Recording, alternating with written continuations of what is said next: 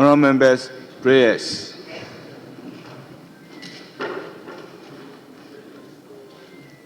Almighty God, we humbly beseech thee to look with favour upon this Parliament of the Republic of Ghana. Grant that it may perform its high duty as in their sight. Give divine guidance to the President of the Republic.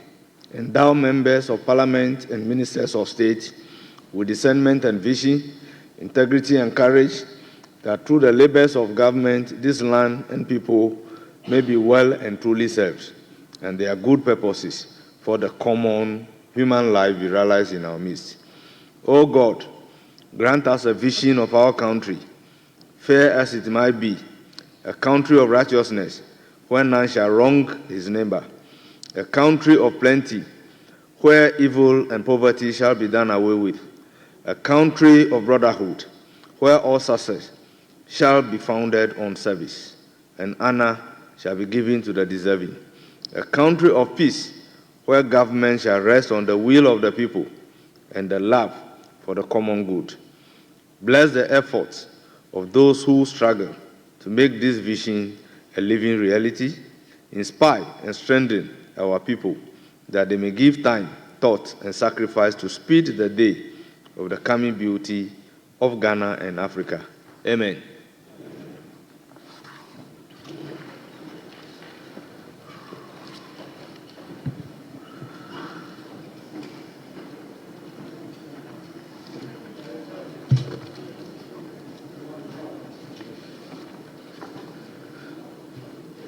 Honourable members, there being no communication from the Speaker and message from the President,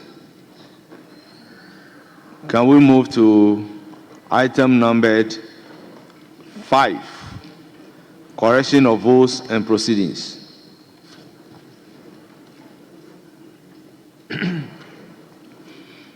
Honourable members, correction of votes and proceedings of Thursday, 13th February 2025. Page 1.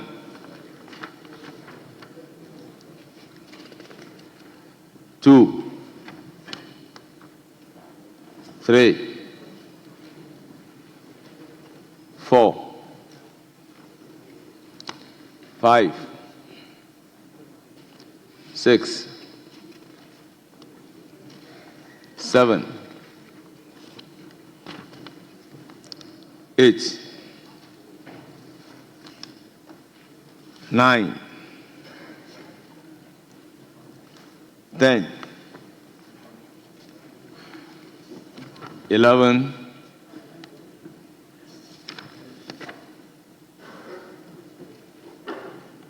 12, 13, 14, 15, 16, 17, yes, 16. Mr. Speaker, there seemed to be an error on page 16, number 1, subcaptioned opening, last but one line. Committee on the Thursday. I believe the Thursday ought to be deleted.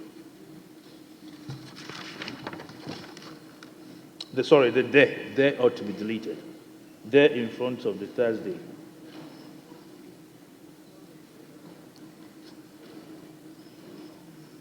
Honourable member, is that all? That is it. Thank you very much. Table office, take note. Any more on page 16? 17.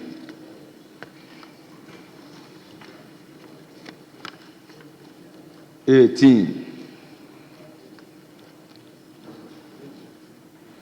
19. 20. Yes, Honorable Frank Afriye. Thank you, Speaker. Page 20, item 1, line 3. I guess the word should be insurance. Social Security and National Insurance, but the R has rather been omitted.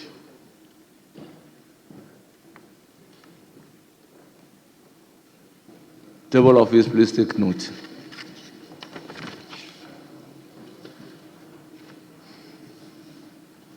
(22) and 23.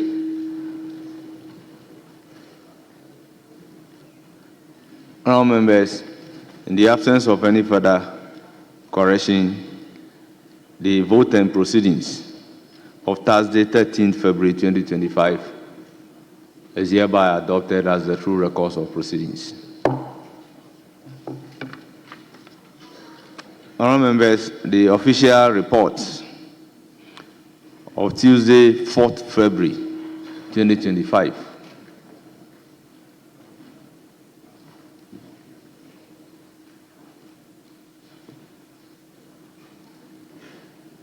Honourable members, any correction?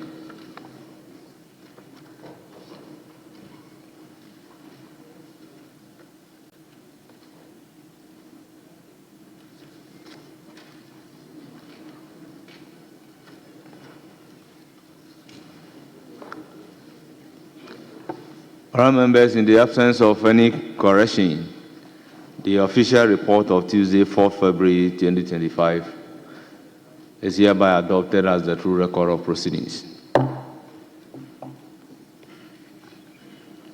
Honourable members, business statement. Majority Leader. Business statement.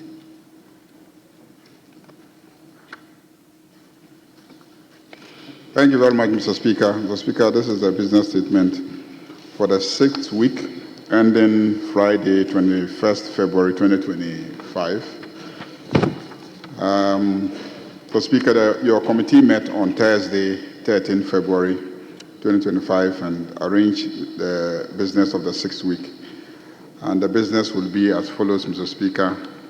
As usual, Mr. Speaker may make formal communications to the House if they are available. Some questions have been admitted, and so ministers may be scheduled to come and answer those questions.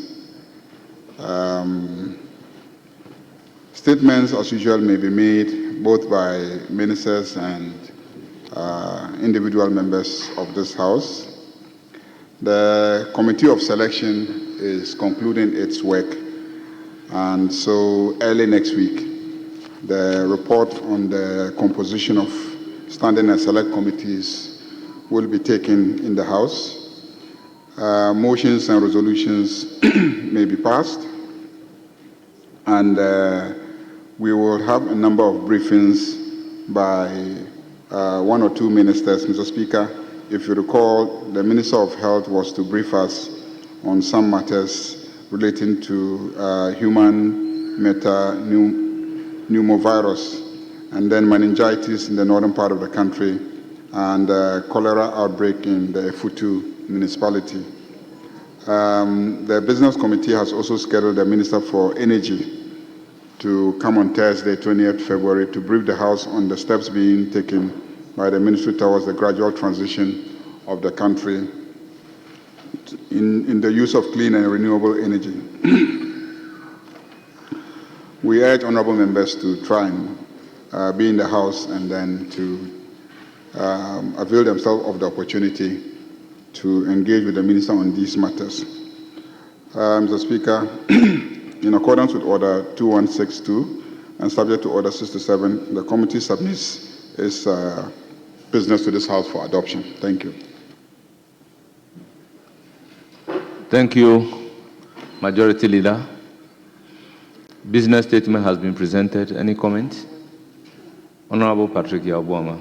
Thank you very much, Mr. Speaker. Let me commend the Leader of the House for the presentation of the business for the House in the week ending February 21st, 2025. Mr. Speaker, but let me refer the Leader of the House to Standing Order 222.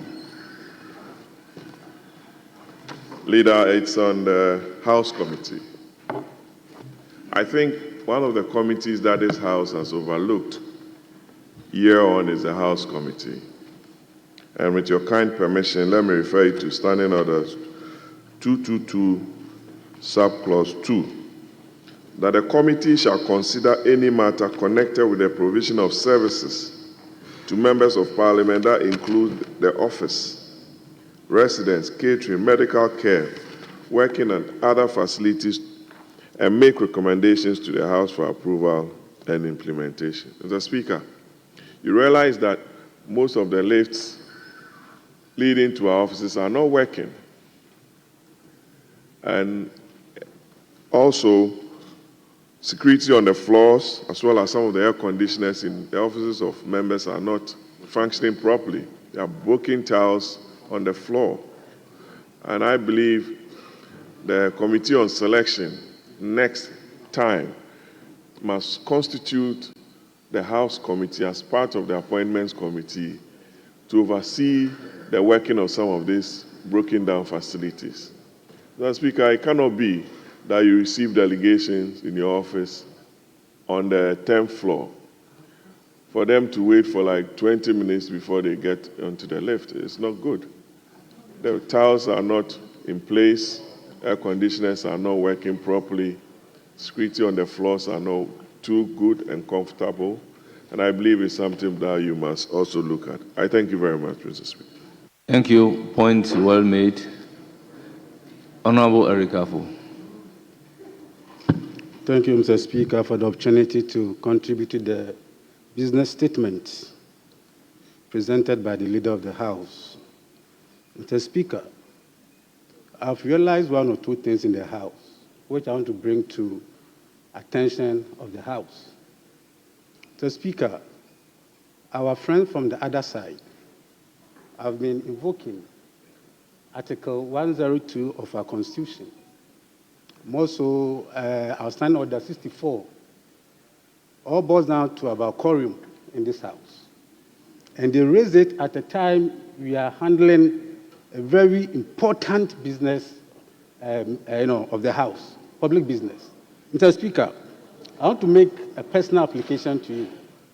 The application is that I want us, if you agree, through the leaders of the House and through the business committee, to shift our sitting time from 10 a.m. to 2 p.m. Mr. Speaker, I'm saying this because, first of all, it will help honorable members to be in their seats.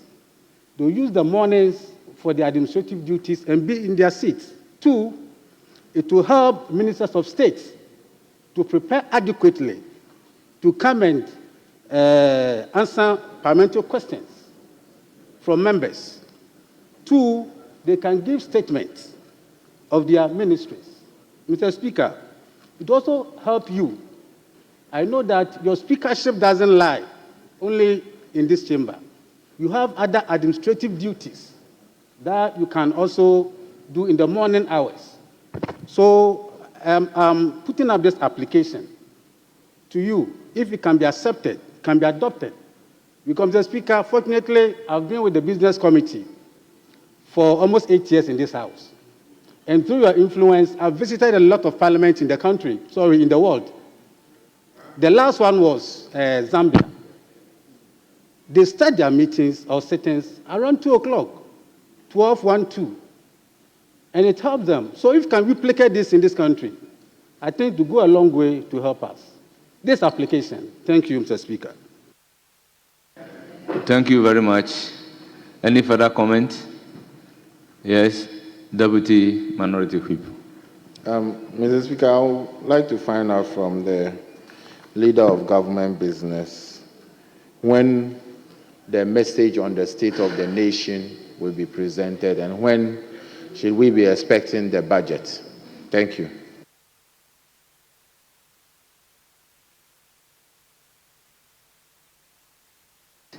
Any comment?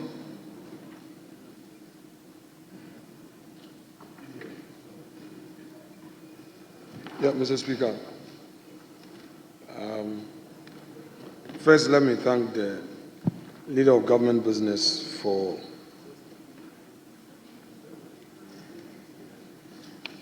delivering the state of the nation, this business statement for the ensuing week.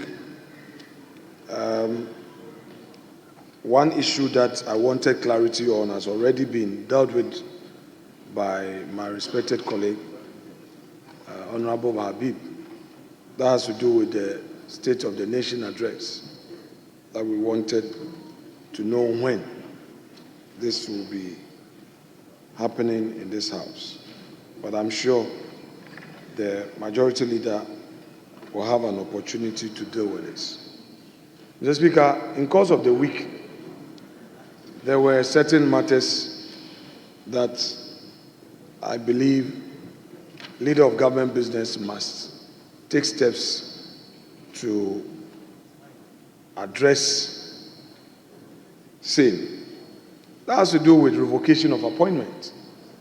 We hear of... Honorable Minority Leader. No, it's not that I said you raised it at the time allotted. Yes, it's very not that well, one. very well. The Speaker, I'm always guided. I won't act in bad faith, please. I won't act in bad faith. Mr. Speaker, we heard of Honorable Bauer being appointed as acting chief executive of GMPC. Then he's been reassigned now to GOIL. Again, we heard of Honorable Hanabisiu going to Common Fund. Then now we hear Honorable Mr. Ishmael Yamson's son is going there. GIPC, we had Benis McAfee being appointed there. And then we hear now they've changed it to Simon Maji. And Mr. Speaker, the president has just assumed office. The president has just assumed office. It appears as though what is happening is Asedu Ketia Fabakon, Julius Zebra Fabakon, Jen Chempe, Ofabakon, Mei Bakon, Ofabakon, Mei Bakon. Se Obieni Njia, Masisano. We have, Mr. Speaker, the president should not be sent into a lame duck rather too quickly. The president is just forming his government. This posture doesn't give a good signal to the investment community. And governance will require that there must be some certainty, because GIPC is a very important state agency that drives investment into the country. Honorable Minority Leader. Mr. Speaker, normally, you see, you should let me finish. Then he can make his point. This point of, Mr. Speaker, don't encourage it. Don't encourage it. But you let me hear him. Speaker, I wouldn't have done this, but I had to, because the minority leader, in making his submissions, spoke tree and said, I said, don't get your fabako. And Mr. Speaker, I believe that. No. I believe that. Mr. Speaker, why? Are you the Speaker? The Speaker, Honorable please. Deputy Whip. Honorable Deputy Whip, with all due respect, I do not expect you to get up without having the floor and begin to speak.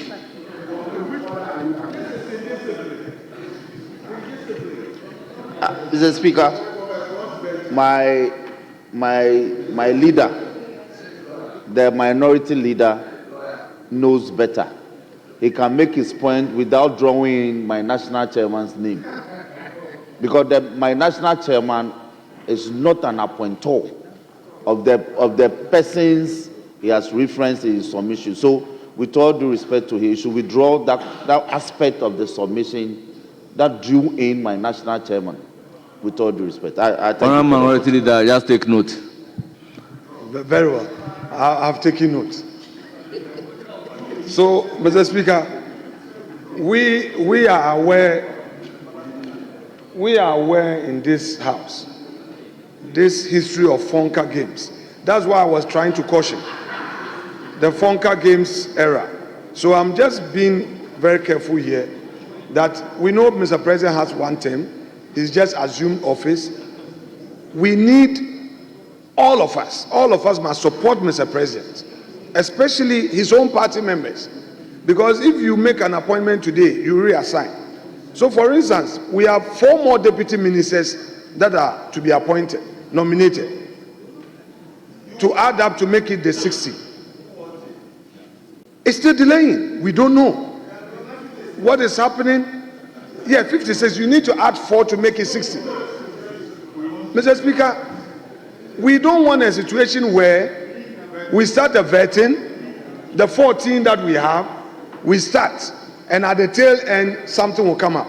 So I want the leader of government business to ferret this to the presidency, encourage the presidency to, as a matter of urgency, nominate these additional 4 deputy ministers.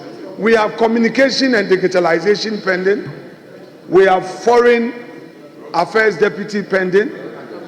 We have health pending. We have transport pending. Mr. Speaker, and we know that there are very prominent members of this House, very senior, who have still not been considered. We will not repeat it, but there is anxiety on the front bench and the back bench of the majority.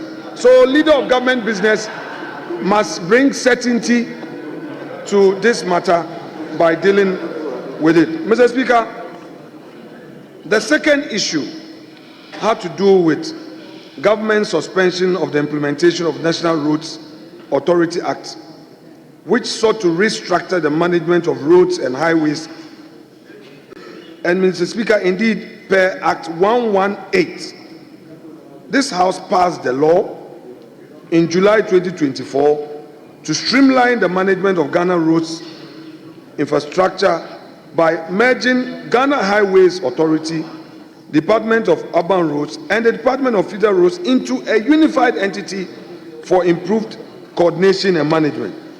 However, Mr. Speaker, the announcement of the suspension of this act to allow for stakeholder engagement, Mr. Speaker, is unknown to governance. I believe this government came into office with its own manifesto. Today, a committee here, a committee there, as if you are now enacting your manifesto. There is a law. That law must be implemented. You cannot, on your own at the ministry, suspend the law and say you want to engage in further stakeholder consultation. It does not happen. We are giving a rather negative signal. So I want a leader of government business to take this matter up and advise government so that government may not find itself in any illegality. Mr. Speaker, the third issue has to do with a communication by the spokesperson to the President and Minister of State in charge of government communications. This is dated the 11th of February 2025, and it reads, President Mahama directs Finance Minister to urgently bridge USAID funding gap. Mr. Speaker, basically, this public notice is directing Dr. Kassier Atufos in the Finance Minister to find ways of filling that gap of 156 million as a result of USAID's suspension of support. Mr. Speaker, how can the Finance Minister be directed to do such a thing without at least a certain level of engagement with Parliament? The Finance Minister must be directed to engage Parliament. He cannot on his own. Mr. Speaker, Parliament is an important governance institution. So when we see letters flying from Jubilee to finance, and then you have it being read in the media. Mr. Speaker, what is the use of parliament? What is the use of parliament? So, Mr. Speaker, this is an important matter for leader of government business to take up. And we want the Minister of Finance to, as a matter of urgency, appear before us to brief us on the steps he is taking pursuant to this directive. He cannot do things on his own. This is the people's chamber. The people's representatives must have the opportunity of knowing what is happening at the finance ministry. Mr. Speaker, on the issue of violence, Mr. Speaker, we raised this matter here. The leader of government business assured us, that is Dr. Kasiel Atuforse, the majority leader, as he then was, assured the House that he would engage government and state security agencies to enforce the law and not to allow lawlessness in our country. Mr. Speaker, the Council of State elections that took place, we all heard what happened in Ashanti region. Mr. Speaker, it is important for all of us to come to terms with the fact that peace is a sine qua non. We need peace in this country for our democracy. We cannot allow people who are always disappointed in the outcome of an election to introduce violence. It will not help us. Maybe today it's favoring somebody, but tomorrow it may go against all of us. Let's be careful about that. And I want the Minister of Interior to be programmed by the majority leader to come and explain to us steps that are being taken to ensure that our laws are enforced. What happened in Kumasi, in Ashanti region, is most regrettable, very unacceptable. That during the counting, then some tax enter the enclave where the counting is taking place, overpower the police. Mr. Speaker, this is serious. You have plainclothes, ordinary citizens, not armed, overpowering police. Let's be careful. So the minister would have to brief us and assure us that such a thing will not be allowed to happen. Mr. Speaker, my final point on this has to do with the recent press conference held by the respected Attorney General and Minister of Justice. Mr. Speaker, again, it is within our right to know certain decisions that the Attorney General is taking in his ministry. Yes, he can hold a press conference, but he must brief the House. He is saying that without consulting Mr. President, without engaging cabinet, on his own, he has entered nolle prosequi. In other words, he is discontinuing certain criminal trials. He told the press that the president is not even aware and he is responsible, and that he is yet to prepare a cabinet memo. Mr. Speaker, this is unacceptable. I again invite the leader of government business, as part of next week's agenda, to program the learned Attorney General to come and give this House a full briefing for us to ask him the necessary questions, so that the members of Parliament who have concerns about the reasons for the nolle prosequi to have answers is very, very important. Honorable Minority Leader. Honorable members, order. Honorable members, order. Honorable Minority Leader. When the power of nolle prosequi is exercised, is it questionable? I didn't hear you. The power of nolli prosequi, when it is exercised, is it questionable? Mr. Speaker, thank you for the question. Mr. Speaker, I would first give you a political answer and then attempt a legal answer. Mr. Speaker, we operate in a political space. All my prayer is that the Attorney General has briefed the press. He held a press conference and briefed the press. This is the chamber where the people's representatives deliberate. I am saying that the respected majority leader, as part of next week's program, because Mr. Speaker, what we are doing here is business statement. And I am saying that if the Attorney General has found it prudent to hold a press conference to brief the press, then as part of our bona fides as a parliament, the majority leader should program him to also brief the House. Mr. Speaker, he is not required to provide a reason, give a reason for, entering nolli prosequi. But we are saying that to the extent that he has decided to give an explanation to the media, we are the people's representative. It's only a request to the leader of government business to invite him here so that he briefs us. So that's basically the point I am making. Mr. Speaker, I'll rest my case on that for the leader to answer to some of the questions. Honorable Minority Leader and honorable members, in Ghana, the Attorney General has a statutory power to issue a nolli prosequi under the Ghanaian Criminal Procedure Code 1960 Act 30 to discontinue any criminal proceedings before final judgment is made.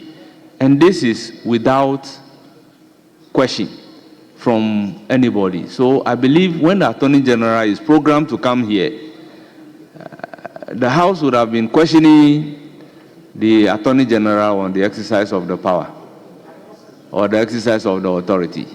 So, Speaker, no, that is not, Mr. Speaker. Please, let's tread cautiously. Yeah, Mr. Speaker, with respect, it's a good exercise. Mr. Speaker. Honourable Minority Leader, I believe let's tread cautiously. Let's tread cautiously. Mr. Speaker. I just want us to trade cautiously. We are here to learn, Mr. Speaker.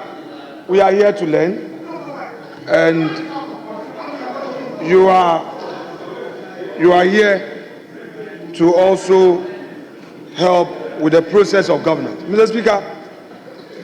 It is not for us to question the Attorney General's discretion.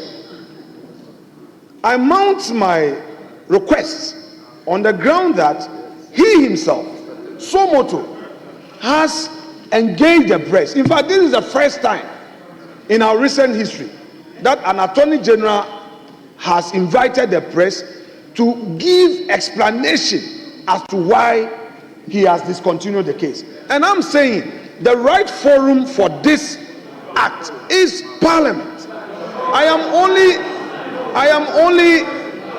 inviting the leader of government business. Mr. Speaker, I am only inviting the leader of government business as part of the business statement to program him. Because, Mr. Speaker, the matter is relevant because this is business statement. Business statement is to consider the business of the ensuing week. And we have good reason as a house to allow contributions after the leader has made the presentation. So in making contribution, I am urging upon the respected leader that he should consider inviting the Attorney General. That is if it finds favor with him and with the leave of the House. That he comes thank you very much. To brief us. It is not enough to brief the press because this is an important national issue. Mr. Speaker, I rest my case. Thank you. I will give the floor to the Majority Leader, to respond. And before doing that, honourable members, let's remind ourselves that the issue under consideration is the business statement of the 6th week ending Friday, 21st February 2025. It was in relation of the said business statement we are taking comments. Honourable members, I want us to focus on it and comment as such. Mr.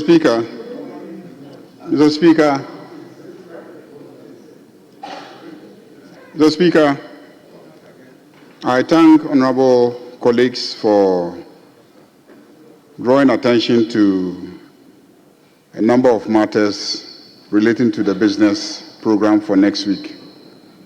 Let me start with the issue of appointments raised by the minority leader. Mr. Speaker, I believe the minority leader is aware of Article 79 of the Constitution. Article 79 of the Constitution says the President may, in consultation with a Minister of State and with the prior approval of Parliament, appoint one or more deputy ministers. So the appointment of a deputy minister has to be done in consultation with the substantive minister. So the nominations for deputy ministers cannot come at the same speed that those of the substantive ministers came. So I hope that you are educated a little now. You appreciate it. So now that the ministers are in place, the president has to take his time, consult their sector ministers, and agree with them on the deputy ministers, and now bring the nominations. So take your time. The president is consulting his ministers, and after the consultation, he will bring you the names. So I hope you understand. Now, the issue of other agencies, if you notice, all the letters that went out to the people appointed to the agencies didn't appoint them as substantive officials. They have been asked to go and act. They have been asked to go and act. If you recall, before we passed the Transition Act, we had a difficulty where, like, the former Minister for Defense tried to convince this House the other day. The midnight of the 7th, the government ceases to exist, and there's a vacuum. So very often what you do is to send people to go and act, and then subsequently you make up your mind where you want people to serve, then you do some realignment. And that is what is happening. So when somebody is asked to go and act somewhere, he is not appointed as a substantive head of that institution. So that gives the president the liberty, when he now settles down, to realign and say, okay, you move to this organization, you move to this other organization. That is where you may then be asked to serve as a substantive head or CEO of that agency. So what is happening is not out of the ordinary. It is normal. And that is what is expected when there is a transition. On the Roads Authority, the other day it was raised in this House, and the Minister for Roads was here. And I inquired, and it turned out that the workers in the ministry had petitioned the Labour Commission. And the Labour Commission had gone into the matter, and they then decided that the implementation of the act should be suspended pending their resolution of the labour issues. So this was a decision of the Labour Commission. It had nothing to do with the minister. In fact, the minister hadn't gotten to the ministry yet when the Labour Commission took that decision. And I saw a copy of the decision of the Labour Commission. So it is not this government that has decided to suspend the implementation of the act. It is the Labour Commission that has directed that the implementation of the act be suspended in the interim while they resolve the labour issue, because in the opinion of the Labour Commission, there were some appointments some promotions, and some labor issues that will make it difficult for the provisions of the Act to be implemented. So that is the decision of the Labour Commission and not the government of the NDC. And then on the issue of USAID funding gap, I think the president can direct the finance minister that he should find a way of dealing with the gap that will be created because of the suspension of USAID funding coming into the country. I am told that last year, USAID funding alone was about 150 million United States dollars.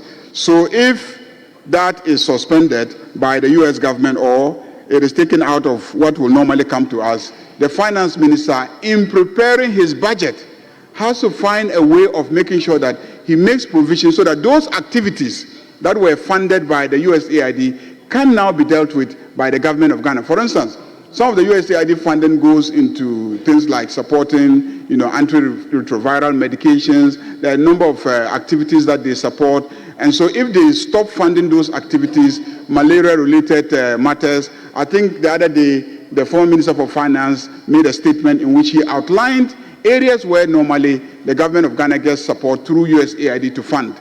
And so if we are losing that, then we have to make provision for some way of funding those activities.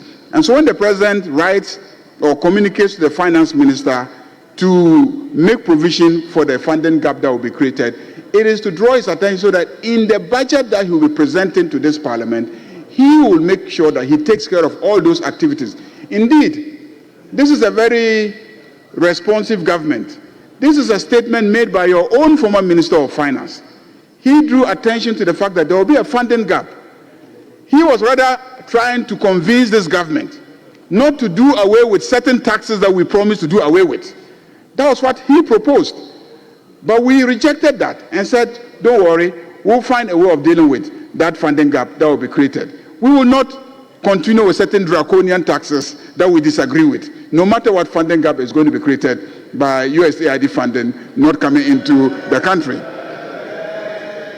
On the issue of sitting in the afternoons, I have always been an advocate of sitting in the afternoons because I've also gone around West Africa and I have noticed that a lot of parliaments tend to sit in the afternoon so that they allow professionals like lawyers, doctors, and etc., and then business people to go and practice. Because what happens is that when people get elected as members of parliament and they are lawyers, the legal profession, loses the services of those people. Because we're supposed to sit at 10 o'clock, and then you can't go to court, and then the doctors can't go to the hospitals. By the time they close, it's too late, they are tired, and all that. So in some jurisdictions, they start sitting in the afternoon, and then they close very late into the night, and then they get work done. So I have no issue, except that it's a matter that should be discussed with the Speaker, and it's going to be the Speaker's decision. It cannot be Business Committee decision, because our standing orders make provision for us starting sitting at 10 a.m. And so Business Committee will continue to program on the assumption that sitting will start at 10 a.m. in the morning. House Committee, we discussed it, and we indicated that next week we'll present the report of the Committee of Selection so that we can constitute the various committees. And so House Committee is one of those committees that the standing orders make provision for, and so it will also be part of the report, and therefore the House Committee will come into existence. The Minister for Finance has indicated that he would want to present the budget either on the 10th or 11th, but I told him that 10th is a Monday, and since we don't sit on Mondays, 11 March is a more appropriate date for him to present the budget. So 11 March is the date that the minister proposes to bring the budget to us for consideration. The Office of the President has also communicated that the State of the Nation address, if we are available as a House, can be presented on the 27th of February. On the 27th of February. So that is the provisional date that is the Office of the President has communicated to us regarding the representation of the state of the nation by His Excellency the President. I believe that the minority leader knows that there are many ways by which matters can be brought before this House. When you want the Minister for Justice and Attorney General to come to this House and answer questions about how he exercised his discretion to enter nolle prosequi, you know how to come to this House. You can ask a question. You can ask a question to the Minister. He is a Minister, in addition to being the Attorney General. So his responsibility as a Minister is to this House. His exercise of his powers as Attorney General, those are discretionary powers that he has exercised. And so you can ask the Minister a question and he will come to this House and answer those questions. You can also make a statement in this House and we can all comment on your statements. But you cannot always seek to use business statement presentation as a platform to organize a press conference. You cannot be allowed to do that. So please cease and desist.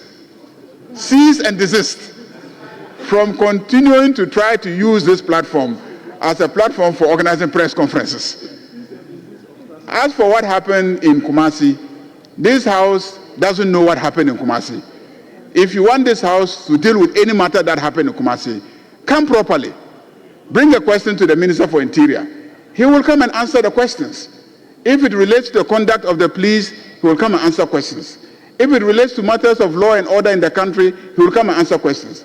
But like I said, cease and desist your conduct of always trying to use business statement time as a platform for making press conferences. We will not allow that. We will not allow you to continue. Today we indulge you.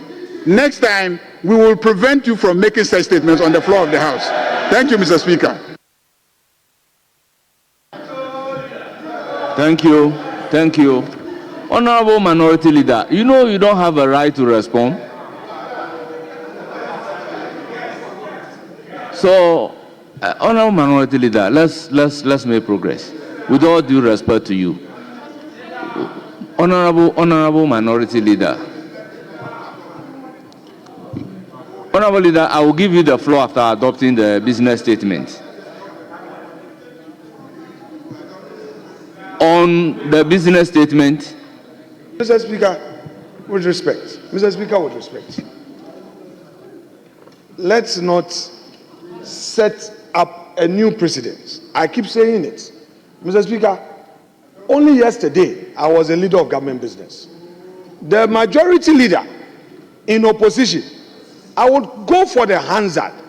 I've enjoyed these tutorials, but fortunately, Hansard is always a record to guide us. Today, when you are raising a matter for a minister to be programmed, you are told that you should go for a press conference. No, I take it lightly. I know he said it on a lighter note. But Mr. Speaker, these are part of the bona fides of every member of parliament. You ask a question, you make a statement, and also make an application for a minister to be programmed to brief the House on a national issue. And that is the government of the application I made. So I'm not wrong at all. I cannot be wrong on this matter. Mr. Speaker, I asked that there is violence in Kumasi regarding this Council of State election, that the Minister of Interior be programmed.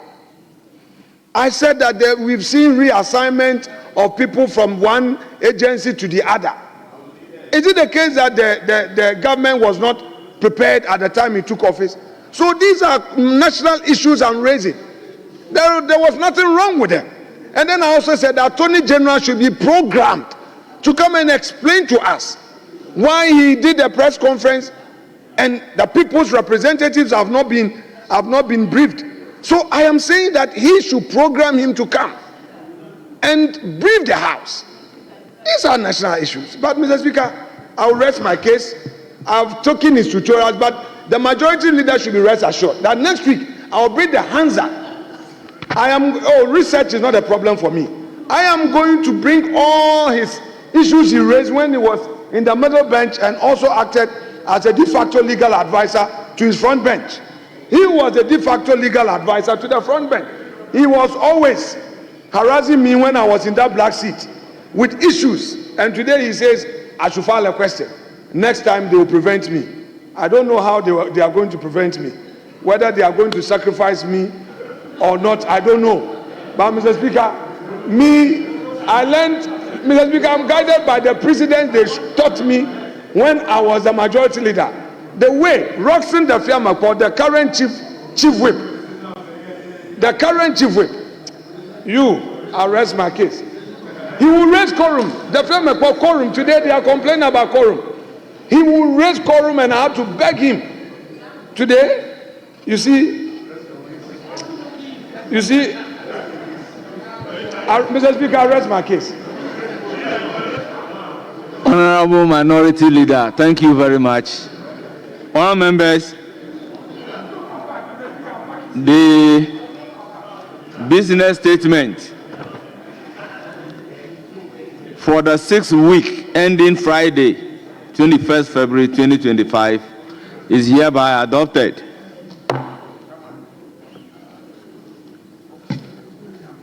Honourable members, item number 7, statements. Yes, Minority Leader.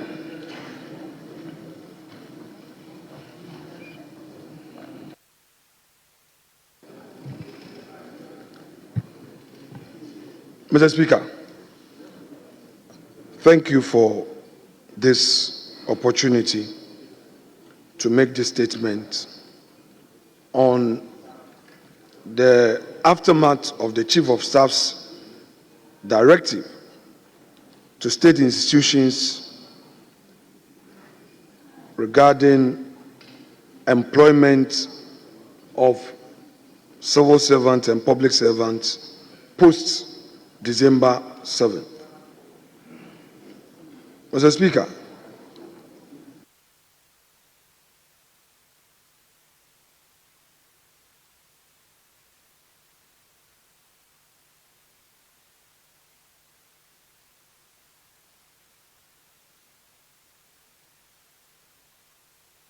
thank you. Mr. Speaker, in a letter dated 10th of February 2025 with reference SCR/DA85/B5/01/A, Office of the President, revocation of appointment and recruitment made after 7 December 2024.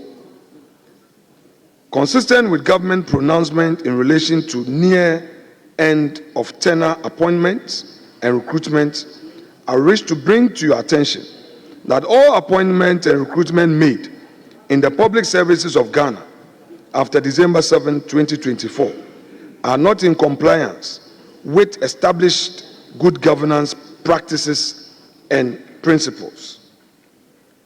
Accordingly, all heads of government institutions are hereby requested to take the necessary steps to annul any such appointment or recruitment and submit a comprehensive report on the actions taken to this office by 17th of February 2025. Your cooperation in this matter is highly appreciated. Signed, Honorable Julius Deborah, Chief of Staff, and it's been copied to all heads of government institutions. Mr. Speaker, pursuant to this, state institutions have been issuing termination letters, revoking appointments, and it is causing a lot of trauma to the youth of the country who have been employed by the states. Mr. Speaker, I have seen letters from the GRA, from Ghana Water, from Gridco, and of particular concern is Ghana Health Service. health professionals who were recruited have been given letters to go home. Teachers who were recruited have been given letters to go home. Mr. Speaker, recruitment is not an event. It is a process. It is not just a day that an institution will get up, call somebody and give a letter. In our own parliament here, recruitment started as far back as June, July, August. It's only around January that some people receive their appointment letters. They go through interview, do aptitude tests, have to pass medicals. So, knowing Honorable Julius Debra, perhaps he meant well, and this is somebody I respect. I do not think that the intent of this letter was for state institutions to dismiss, revoke appointment. I believe that perhaps some clarity would have to be given. If he says that in the interest of good governance practices, all appointment after December 7 should be revoked. Is it the argument that even where the process had started and the time that you are giving your letter is post 7 December, so you should lose your job? Mr. Speaker, I'm guided by history. In 2017, particularly May 26th, 2017, at 7:12 p.m., former President John Dramani Mahama, as he then was, tweeted, quote, "Bad precedent for our governance. Mass sacking of workers by the NPP government unacceptable."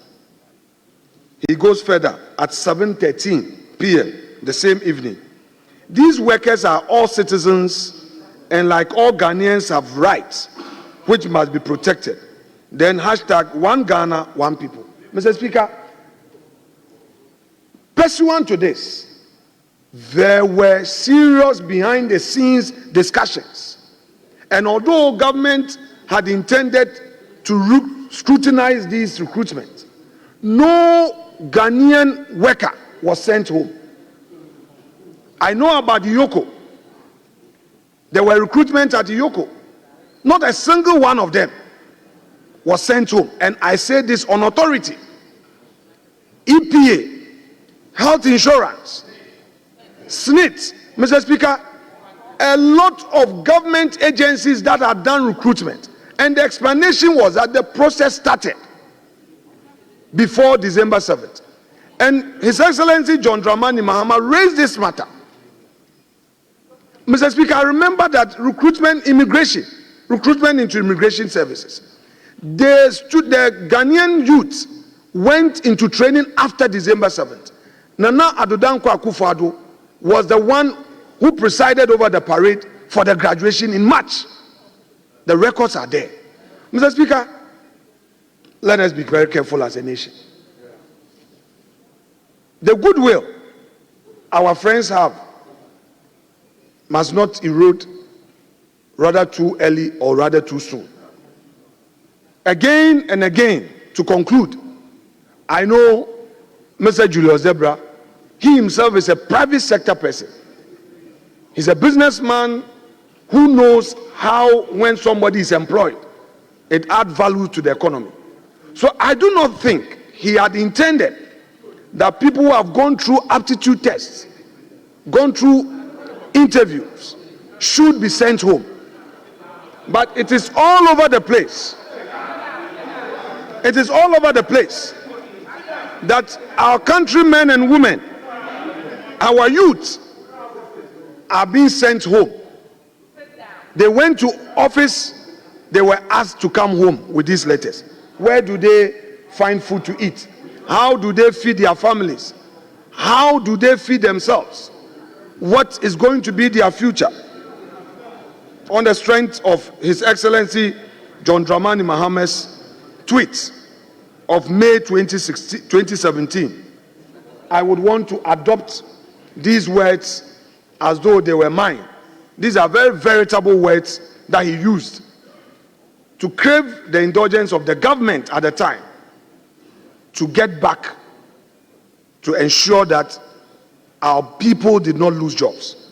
And I repeat it, these workers are all citizens of Ghana, and like all Ghanaians have rights which must be protected. One Ghana, one people. End quote. Mr. Speaker, I rest my. Honorable members, I will not open the floor for debate, but take response from the majority leader.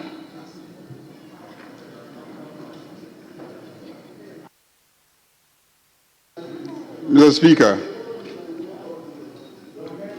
like I keep saying, Parliament is a space where we can make statements, we can draw attention to important public matters. But Mr. Speaker, let us also be even and balanced when we view matters in this House.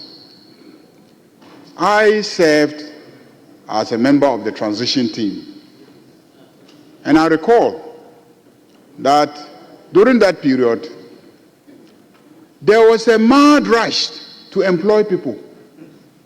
Even after a party had lost an election and was on its way out, after December 7th, we saw ministers in a hurry to have people interviewed and taken through the processes so that they could be officially served with employment letters. And at the transition team meetings, joint meetings, we raised issues. We told our counterparts who were outgoing ministers that that practice must stop because a number of issues are implicated. One, we all know that you must have fiscal space before you take decisions to employ people. You are leaving. We are coming in. We haven't told you that the public money that is available, we want to commit it to paying workers. So you cannot clock the fiscal space and then leave us with problems that we cannot deal with. So we pleaded with them to hold on with the recruitments. And at the meetings, they told us that so long as they had gotten financial clearance during the year, they will proceed with the recruitments. And we said that is wrong. Once you haven't done the recruitments, hold on. When we come in, we'll assess the situation and see whether we have fiscal space to do recruitments or not. And they insisted on recruiting and insisted that so long as they were in office until January 7th, they were the validly established government of the Republic of Ghana and they will do whatever pleases them. And so they were going to recruit. I was in the meetings. Minutes of the meetings exist. I can point to specific outgoing ministers who made those statements.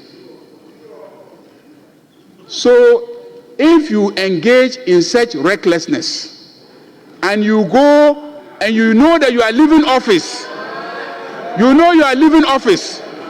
and you decide to load the public sector with workers, that will make it difficult for the incoming government. What do you expect? What do you expect? What do you expect? So, Mr. Speaker, I will not. Look, I made those statements at the transition team meetings, and I'm repeating those statements here, that it is reckless for you to leave, for you to know that you are leaving office, but you decide to load the public sector with workers so that the incoming government will come and inherit such workers, and then we'll be struggling with how to pay them. Mr. Speaker, look, I chaired about 8 ministries, the transitions. I saw an agency, I won't mention the name, but if you push me, I'll mention the name.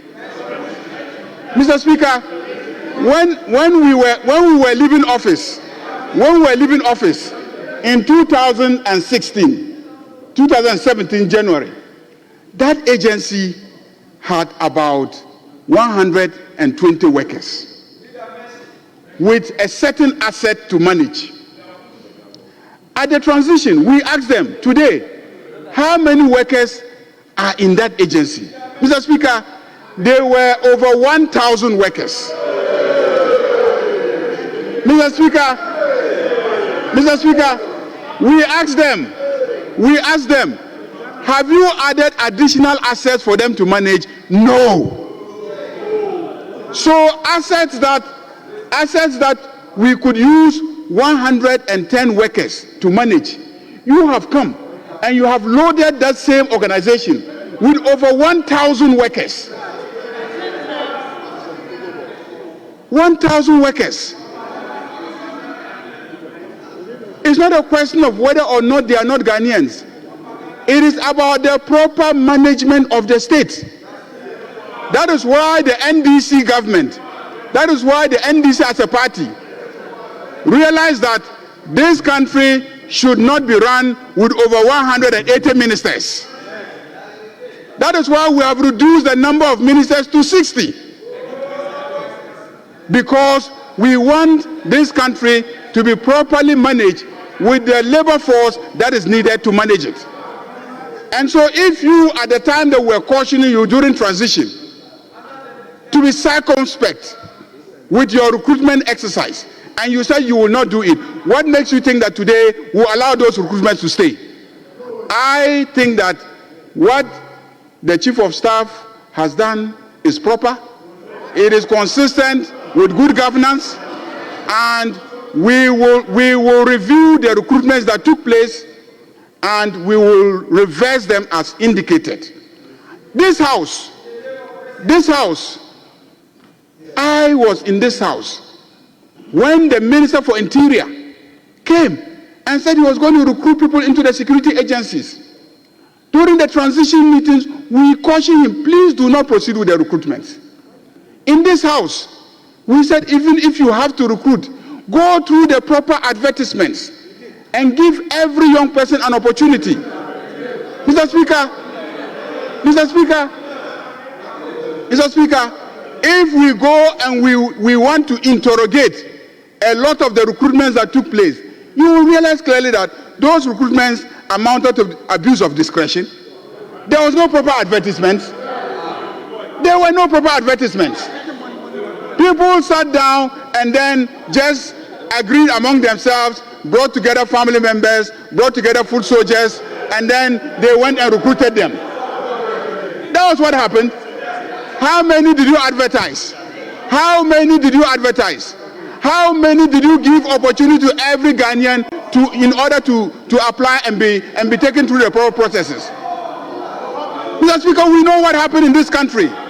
And that is why Ghanaians voted overwhelmingly for the NDC. Because what happened was wrong. And Ghanaians expect us to correct what is wrong. What was wrong yesterday is wrong today. But what you did yesterday, which is wrong, must be corrected today. We cannot allow it to stand. So what the Chief of Staff has said, which is that we should reverse what has happened, we on this side of the house, we stand by it.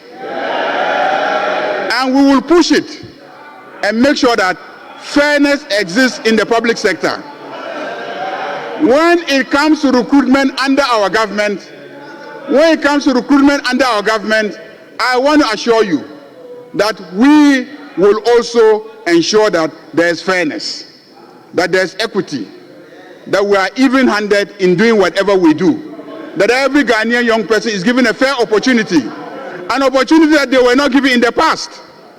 We will give every young Ghanaian the opportunity because, as we promised, we are resetting this country, and the resetting begins now. Thank you very much, Mr. Speaker.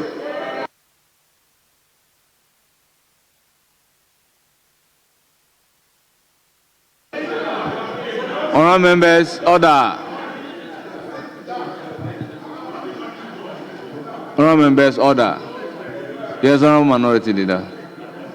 Mr. Speaker, I couldn't have risen on a point of order against my leader when he was in the dispatch box. I've always held the view that the dispatch box is a unique place, so you cannot rise on a point of order. But, Mr. Speaker, I think that the leader has been an advocate for measured language. I raised this matter in good faith, and we are not to repeat a vicious cycle in our country.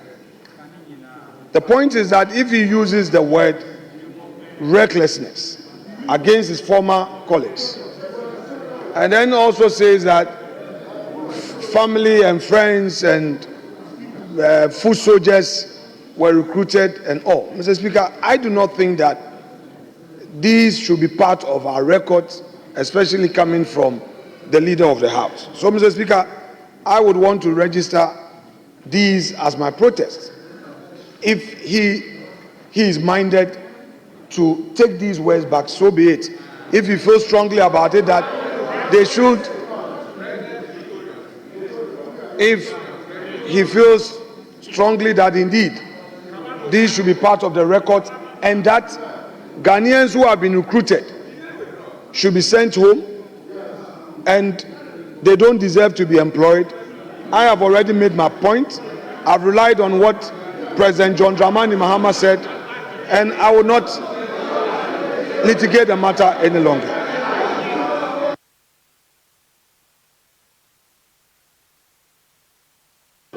Order. Our members, I feel this is a simple matter that the two leaders can engage with the minister responsible for labor being involved. They can have audience with the chief of staff, and then most of these matters will then be resolved. There will be a better understanding when the chief of staff is engaged. Then we will all appreciate the nature of the action that he has taken. So I will urge the two leaders to engage, rope in the minister responsible for labor to resolve some of these issues.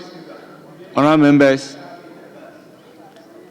today is Chocolate Day and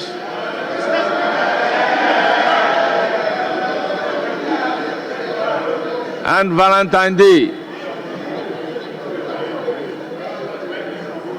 Honourable members,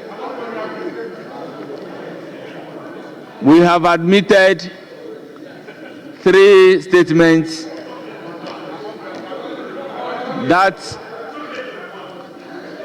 we have to take jointly on Chocolate Day and Valentine Day. Honourable members, before doing so, may I use the opportunity to wish everybody a happy Chocolate and Valentine Day. Not forgetting my dear wife,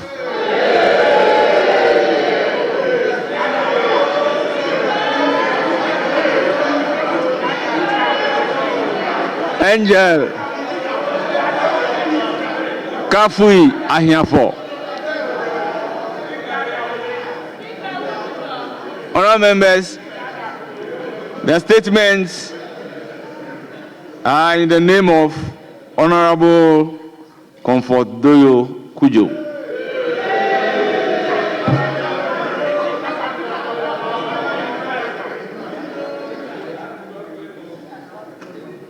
Honorable Elizabeth Ofosu Ajari and Honorable Abla Jifa Gomashi. I will proceed to give the floor to Honorable Abla Jifa Gomashi. And the second Deputy Speaker should take the chair. Honorable, you have the floor. Thank you very much, Mr. Speaker, and I wish you a happy chocolate and Valentine's Day too. Mr. Speaker, honorable members, today as we mark Valentine's Day, also now observed as National Chocolate Day in Ghana, I am honored to speak on the theme,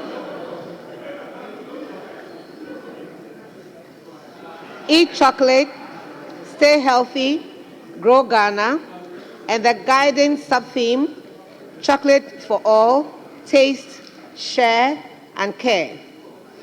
As we celebrate National Chocolate Day, we are celebrating Ghana's rich cocoa heritage as a vital component of our economy and culture. These themes outlined also underscore the importance of sustaining an ecosystem that promotes growth in our cocoa sector.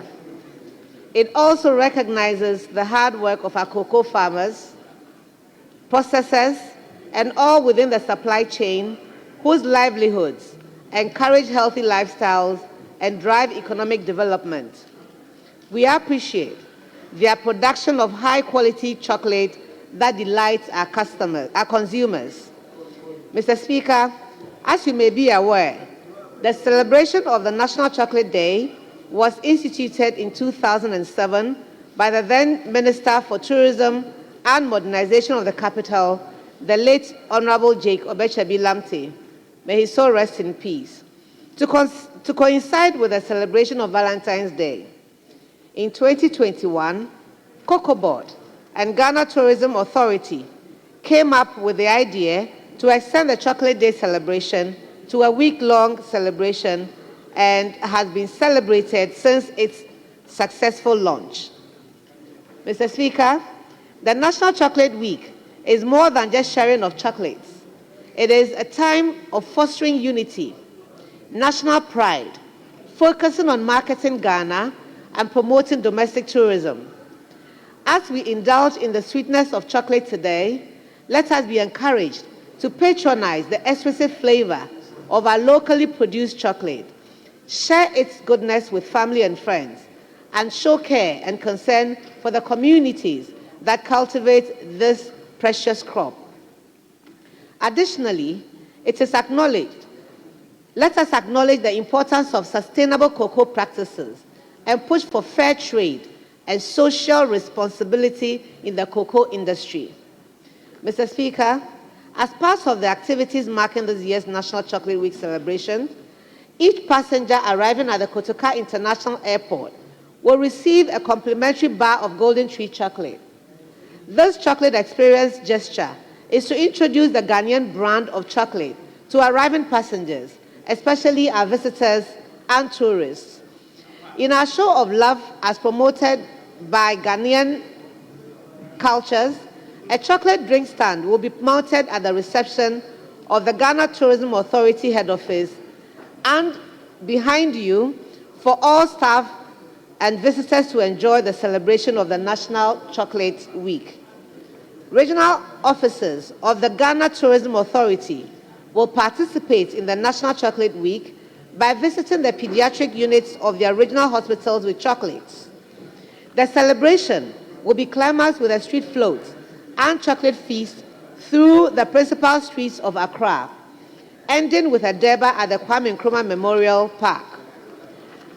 We trust that our stakeholders in Cocoa Board, Cocoa Processing Company Limited, and other corporate bodies in Ghana will support us in this exciting initiative. Mr. Speaker, the National Chocolate Week and other activities in the tourism events calendar would enhance the appeal of Ghanaians as a preferred tourist destination, providing memorable experiences for both domestic and international tourists. I therefore urge you, honorable colleagues, to join the Ministry of Tourism, Culture and Creative Arts as its partners to celebrate 2025 edition of the National Chocolate Week, which starts today, 14th February.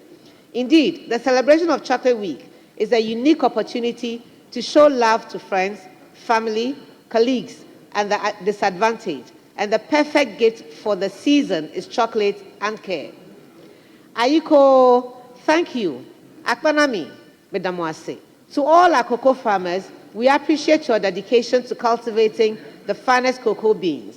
To our chocolate makers and all involved in the supply chain, we celebrate your creativity and innovation in creating unique products. Let us all embrace the goodness of Ghanaian chocolate, sharing its taste and care with loved ones while growing Ghana's prosperity. I brought a gift for all members of parliament, and if you can bring them here. National chocolate, happy National Chocolate Week to all of you. The drinks, we have cold chocolate drinks and warm chocolate drinks out there for you to taste as well. So I'll give it to our leader, Honorable Doyo, so that all members can enjoy the chocolate day with us. Thank you very much for today. Thank you. Thank you. So, Honorable, hold on. If you want to go, you leave it with us. Leave it with God. Let's take this, all the three statements first. So let me come to Honorable Minister for Trade, Agribusiness and Industry to also read her statement. Thank you, Right Honorable Speaker, for the opportunity. I rise to make a statement to commemorate the celebration of the 2025 National Chocolate Day as the Minister for Trade, Agribusiness and Industry. Mr. Speaker, on this auspicious day, I wish to congratulate our gallant cocoa farmers, cocoa processors, and value chain actors within the industry. Let me first pay homage to our ancestors and forebears. Tete Kwashi's humble act of bringing cocoa to Ghana laid the foundation for what would become one of the nation's most vital industries, earning Ghana substantial foreign exchange before and after independence. Earnings from cocoa trade has clothed our children, built our schools, and fueled our progress. It has also been a single symbol of Ghana's resilience, ingenuity, and unity. His legacy lives on, as cocoa remains a cornerstone of Ghana's economy and a symbol of agricultural prowess. Mr. Speaker, the theme for the celebration of National Chocolate Day over the past 4 years has been Eat Chocolate, Stay Healthy, Grow Ghana, with a sub-theme of Chocolate for All, Taste, Share, and Care. 20 years ago, the Ministry of Tourism instituted the National Chocolate Day to create awareness of the health benefits of cocoa-based products. Since then, the country has carried on this tradition of bringing to the fore the economic and health benefits of cocoa and chocolate. On this day, we celebrate love using a product of pride coming from our homeland, the Ghanaian chocolate. Chocolate, like love, is universal, sweet, transformative, and rooted in the heart.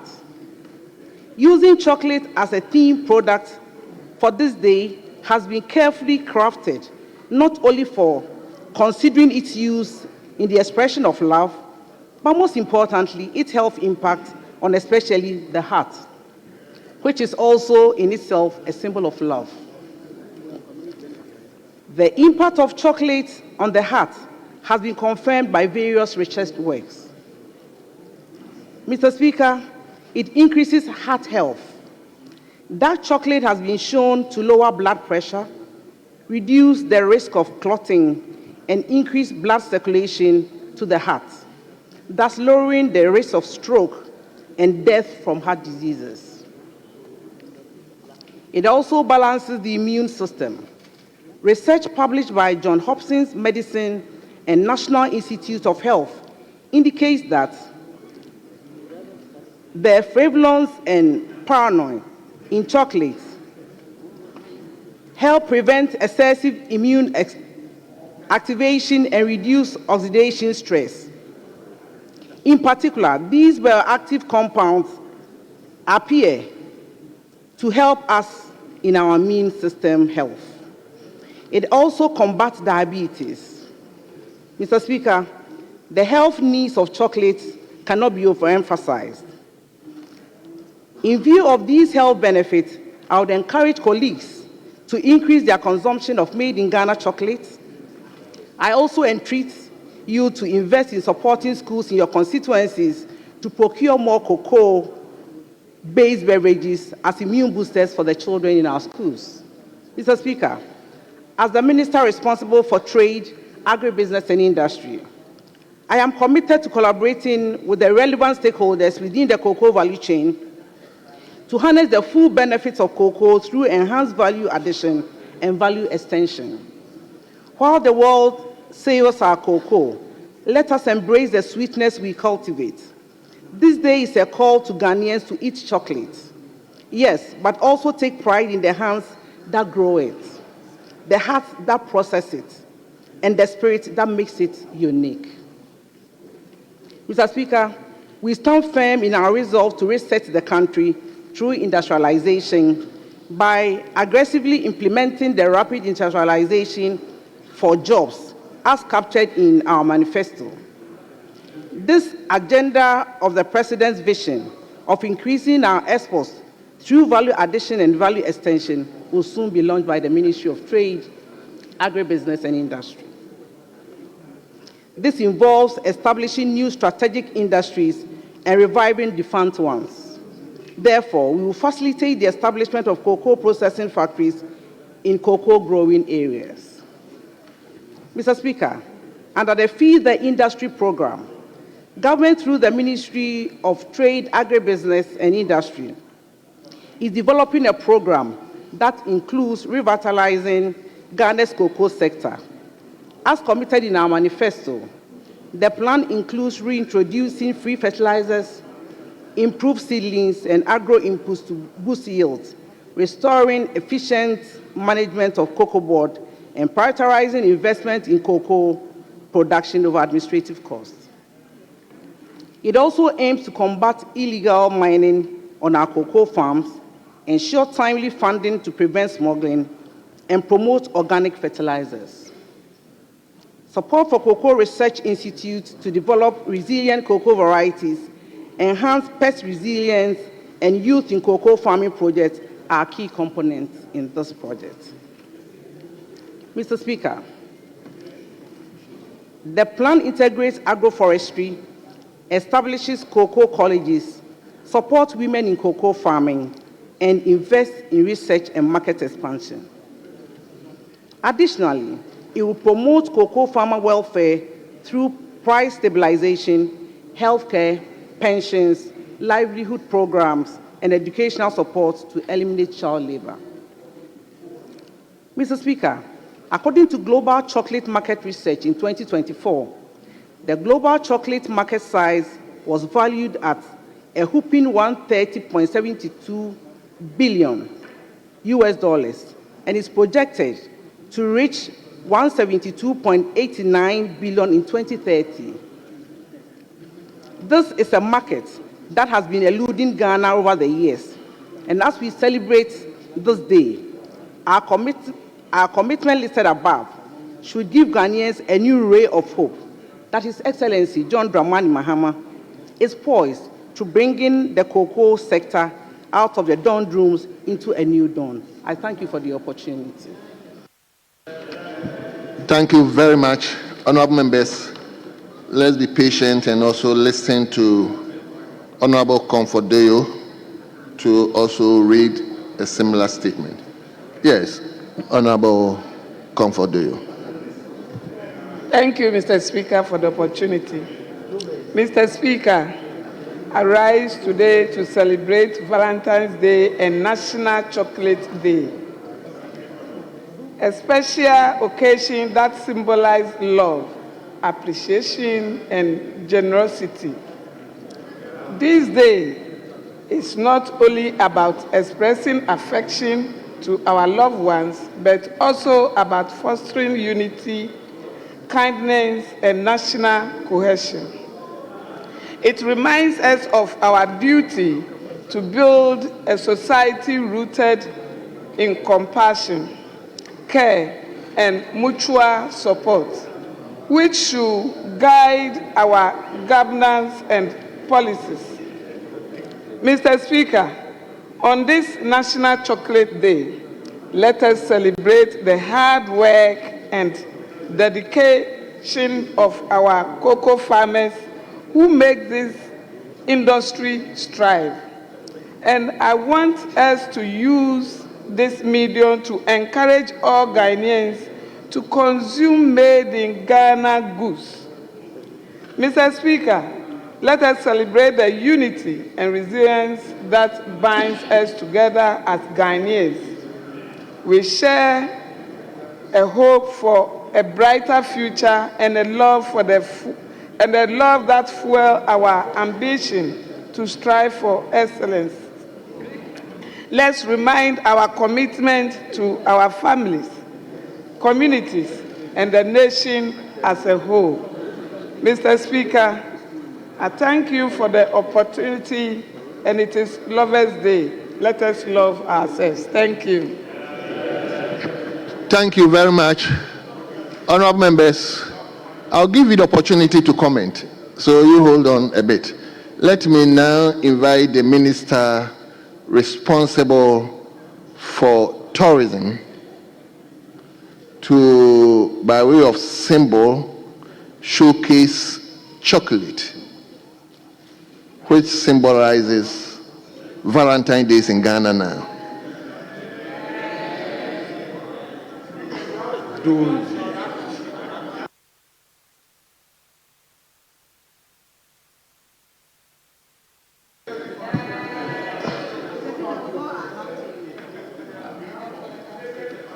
So I believe every member will get a chocolate.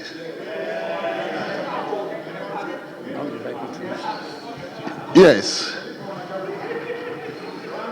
Honorable members, before I'll invite members who are desirous to comment, let me also use this platform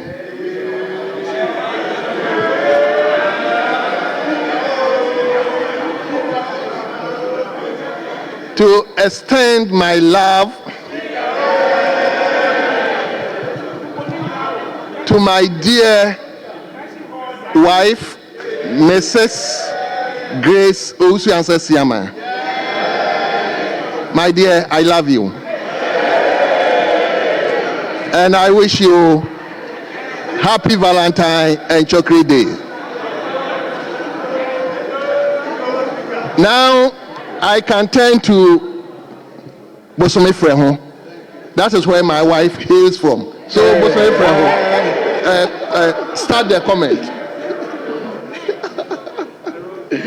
Thank you, Mr. Speaker. I am grateful.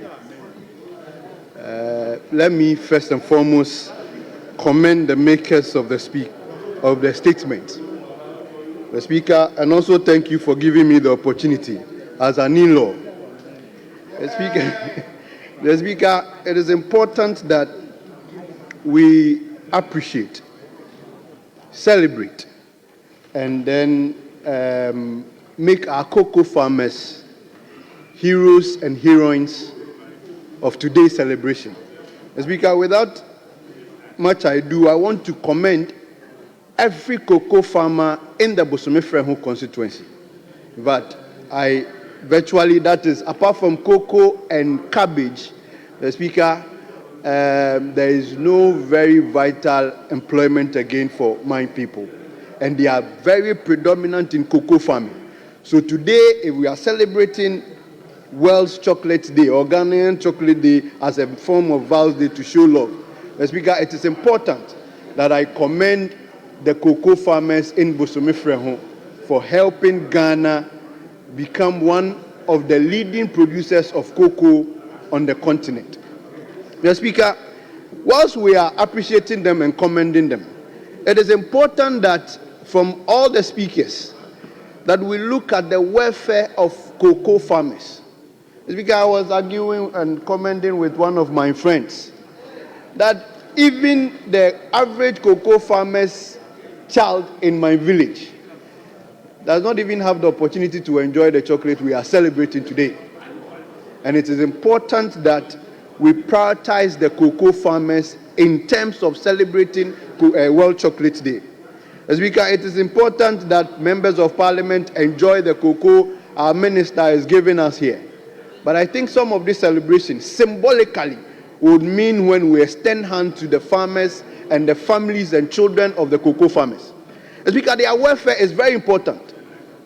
Speaker, they toil, they work hard, and I am happy.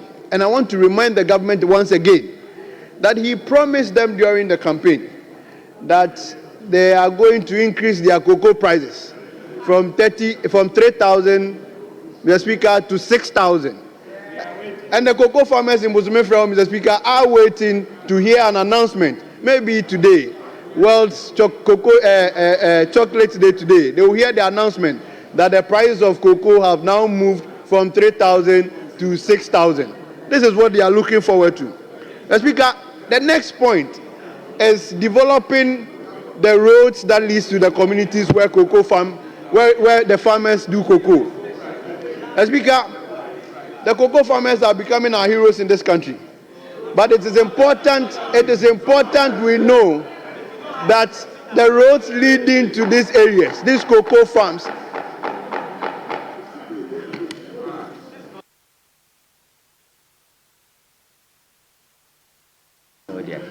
Mr. Speaker, I want to crave the indulgence of my respected colleague,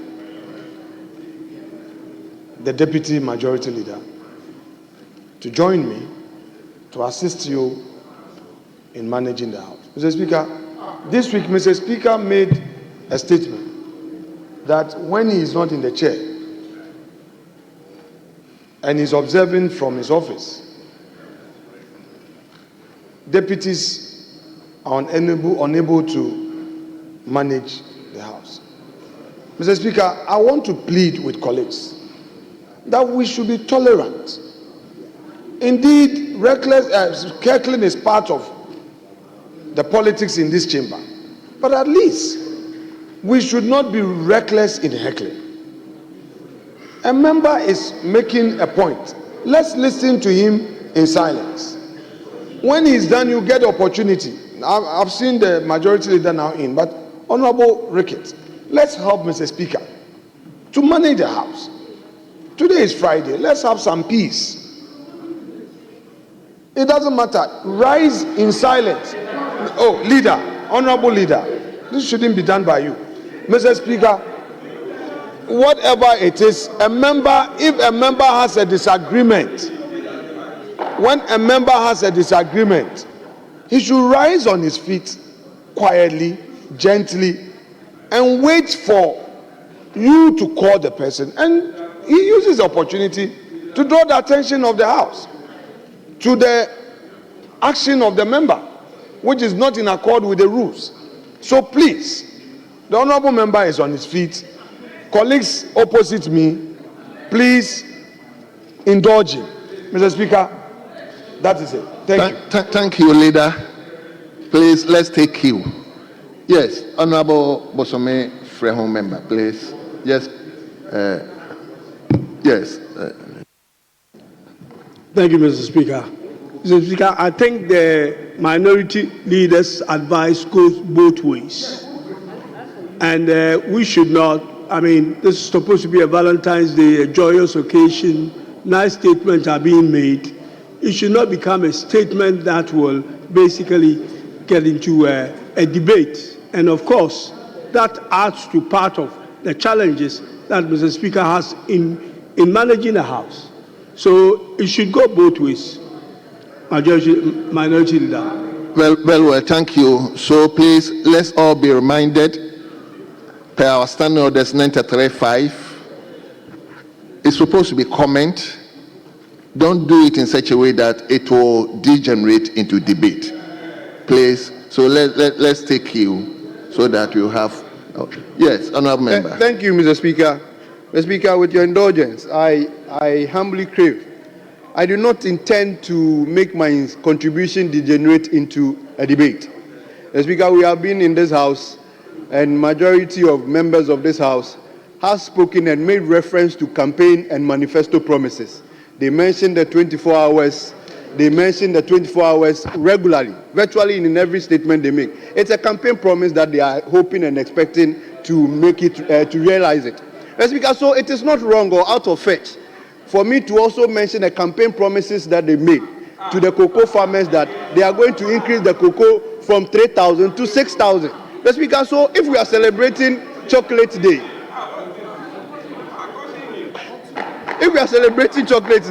and I'm honorable members, the welfare please, of the cocoa please, farmers should be looked at. if it goes out of hand, please, honorable member, please. So, Mr. Speaker, having said that, it is also important that we prioritize the. But you've spoken more than 5 minutes. Just. It is important that we prioritize the farming areas and the roads that leads to the cocoa farming areas. I know all the constituencies and then the districts that are planting cocoa or have cocoa farmers would push for their roads to be developed. The maker of the statement also raised one very important issue, which is the illegal mining that is gradually eating the cocoa farming areas, which is important. All of us as a house should find a way how we can help. If we have to incentivize them, if we have to do whatever we have to do to make sure that our cocoa farmers don't turn their cocoa growing areas into mining areas. Thank you, Mr. Speaker. Thank you so much. Yes, I've seen. Minister, you'll be the last person to speak. So just give me the. Let me. I've noticed Professor Bayo. Reverend, I'll come to you, please. Yes, Prof. Thank you very much, Right Honorable Speaker, for the opportunity to contribute to the 3 statements made. And I want to also celebrate all our cocoa farmers and all those involved in the production chain for cocoa. As a medical personnel, I want to touch a bit on the health benefits of cocoa. And I think the first speaker mentioned some of them. And I just want to say that the cocoa offers us a lot of health benefits that we are missing. From our brain health, cocoa releases something we call endorphins. And these endorphins modulate our mood. So they can manage depression, those who are suffering from broken hearts on a day of love. Some bit of cocoa can give you a very good mood. So we are encouraged to consume a lot of dark chocolate. Polyphenols from cocoa is cardioprotective, help in anti-inflammatory effects, can protect against cancers, can give you very beautiful skin, and control blood pressure and blood sugar. It is therefore very important that we encourage the consumption of cocoa. I would encourage that public functions should have cocoa breaks instead of coffee breaks. And we should encourage the consumption of cocoa during such events. Mr. Speaker, I would want, since today is also Valentine Day, to wish my beloved wife, Dr. Mrs. Vera Bayu, who I believe is at the eye clinic at Kolebu operating now, a happy Valentine Day, a happy chocolate day, and say that we should all love and let us consume enough Ghanaian chocolate and cocoa for all the health benefits. The honorable member is asking me to say that cocoa can promote libido. I haven't said that. Thank you very much. Thank you very much. Now, let me give it to honorable member for trouble. Thank you. Honorable member, I'll give you a lot of time, please. So let's. Thank you, Mr. Speaker, for the opportunity. I rise to support a statement made by our colleagues. Mr. Speaker, as today is a vast day, we are expecting our men in this house, our brothers, our backbones, to show us some love. A rail of flowers and some chocolates to all the female in this house. Thank you, Mr. Speaker. Thank you very much, and I thank you for making it snappy. Yes, let me go to my boss constituency, Honorable Anthony Suma. Yes. You have to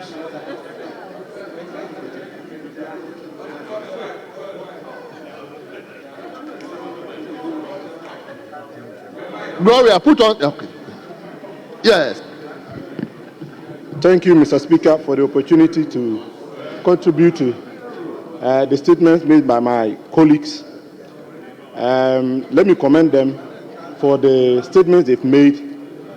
Today is the day severally characterized: Chocolate Day, Day of Love. I was particularly enthused when two of them mentioned that we should show love to the less privileged. Chocolate Day, Day of Love should not be love we just share with our loved ones. The good book teaches us that if we do good to people who do good back to you, what benefit do you get? And we have less privilege amongst us. And then this house is particularly positioned uniquely to be able to influence or affect the life of the less privileged. I was happy when I chanced on a video by the Chief Executive Officer of the Mental Health Authority. And then she made a comment about using this day to show love to people suffering some form of mental illness. And I think that this month, February, and this particular day, we should look at the less privileged, particularly people suffering from mental health. The chief psychiatrist once said that about 2.3 million World Health Report, that about 2.3 million of Ghanaians are suffering from some form of mental illness. And the chief psychiatrist also once said that over 700,000 people in this country are suffering from some form of severe mental illness. That is a significant proportion of our population. So today presents a unique opportunity, and particularly that the Mental Health Authority celebrates this day and this month as Mental Health Month. I think that we should dedicate some time for mental health in this chamber. Mr. Speaker, the success or greatness of a society, if I will refer to Mahatma Gandhi, is measured by how we treat the weakest in the society. Let's not reduce this day to showing love to those that can show us love back. Let's think of those who don't have the ability, who don't have the means to show us love back. And talking about this, as I indicated, we have a very unique opportunity to affect the lives of these people. This House passed a bill, the Mental Health Act. And in the Mental Health Act, we indicated that there should be a mental health fund to help deal with mental health issues in this country. As I speak to you, that hasn't found expression yet. I had the opportunity one time to question the health minister on why we're not having the fund established. And he said that they were doing the necessary legislative work to get the fund established. Yet it is not. So on this day, I want to brief about this, but to say that let's look at the other perspective. Let's use this unique opportunity, particularly in February, to affect the life of people living with mental health challenges. Because by the proportions that have been put out, it is very possible that even sitting here, we have people who are suffering from mental health. We all somehow have persons living with us or relations that have some mental health challenges. So today, I want to appeal to all my colleagues and everyone listening to us that let's use this opportunity to share the chocolates with people suffering from some form of mental health challenges. Thank you, Mr. Speaker, for the opportunity. Thank you very much. 1-1. So let me go to Etiwa West.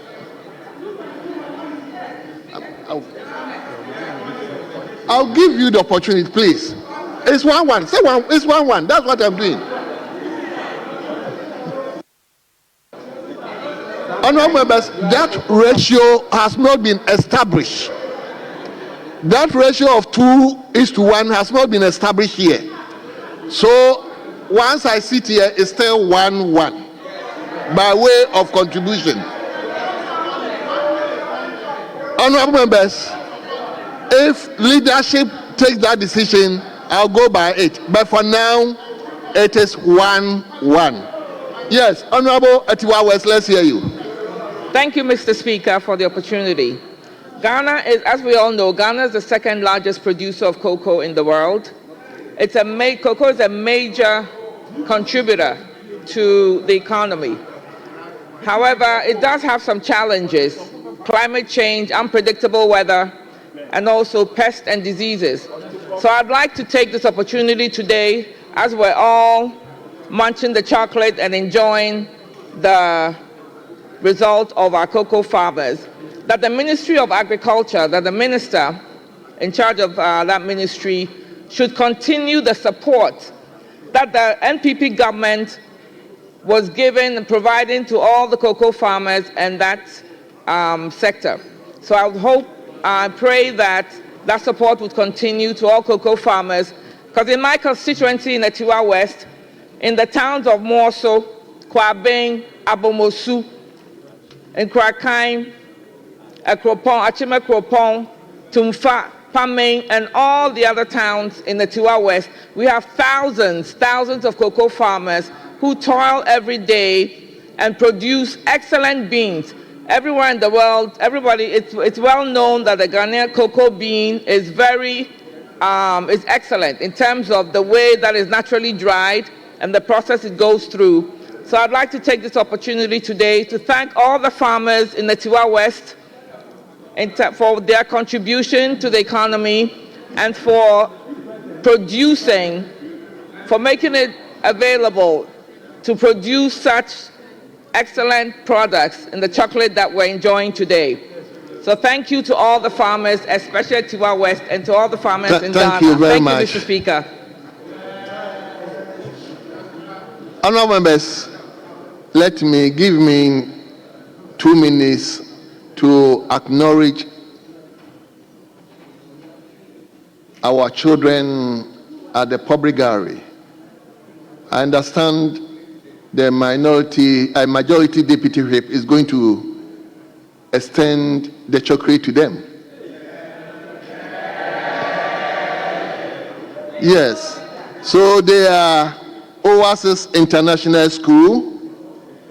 They are being led by Abigail Asamanin, and he is the head teacher or head of the department.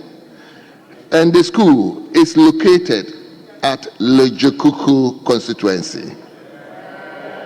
Lejokuku constituency. I guess the MPs here, Honorable Yuku. Anyway, so our children, you are welcome. I hope you are monitoring whatever is going on. Yes, that should urge you to study hard, so that tomorrow, if you are not there, you come and take over from us. Thank you, and you are welcome. So let me go to Honorable Samson Ahi. Yes, a cocoa growing area man. Thank you very much. Thank you very much, Honorable Samson, for the opportunity to contribute to the 3 statements made by our colleagues. Mr. Speaker, I think today is a special day. And a special day it is.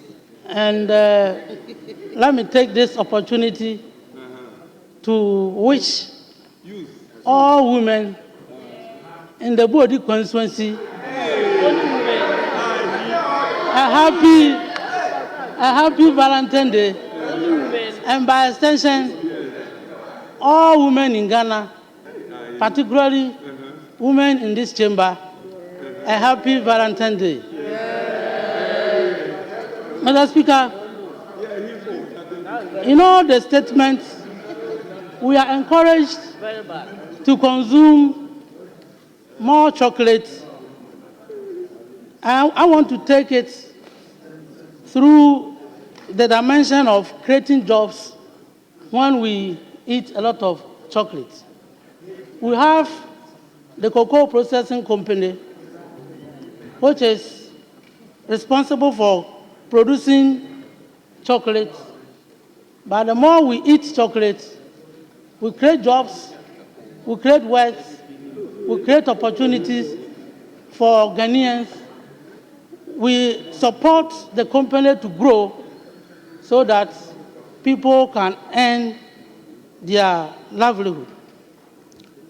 Mr. Speaker, I've observed one thing, and I want to recommend that anytime there is conference on the program, you will see coffee break. Coffee break.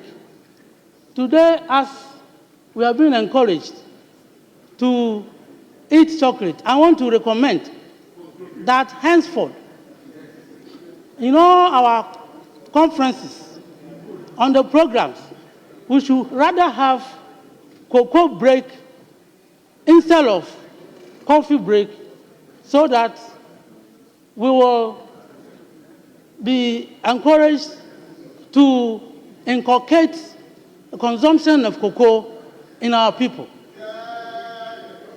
Mr. Speaker,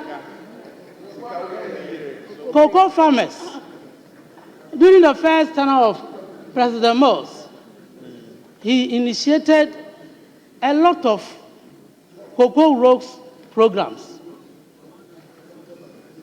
Mr. Speaker, when he left office, cocoa rows that were supposed to be constructed were abandoned. If you go to my constituency, for instance, cocoa rows from Bodi to Ahibenso was abandoned. Cocoa rows from Amoya to Kalo was abandoned. Honorable Deputy Minister, please don't take us to. But we have been assured in our manifesto that President Mahama government is going to continue construction of cocoa rows in cocoa growing areas to support cocoa farmers so that it will improve their economy, to support them to do more so that Ghana can get more cocoa for export. Mr. Speaker, I think that cocoa has supported the economy of Ghana for a long time. And it is about a time that we took into account those who grow cocoa and then support them. Mr. Speaker, there are a lot of agricultural practices that Cocoa Board offers for cocoa farmers by supplying them with farm inputs, chemicals, and so on and so forth. I want to believe that as we celebrate Chocolate Day today, or Cocoa Day today, President Mahama, who introduced most of these farm practices, will continue so that cocoa farmers, please, I'm talking for only 3 minutes. 3 minutes. 10 minutes? Three. So allow me, please, Mr. Speaker. You've already taken 6 minutes. No, it's 3 minutes. Okay, you conclude. 2 minutes left. Let me conclude, Mr. Speaker. So, I want to, before I sit down, to say that all of us must embrace this important day so that it becomes part and parcel of us, and not to only buy or eat chocolate when it is Valentine Day or when it is Cocoa Day, but we should make it as a way of, part of us, so that day in and day out, we try to buy chocolate so that it can improve our health, as it has been stated by some of the medical doctors, and then as highlighted by the Minister for Trade, Agribusiness and Industry on the health benefits of eating cocoa. So, Mr. Speaker, with these few words, I want to thank you and wish all of us a happy Valentine Day. Thank you for the opportunity. Thank you very much.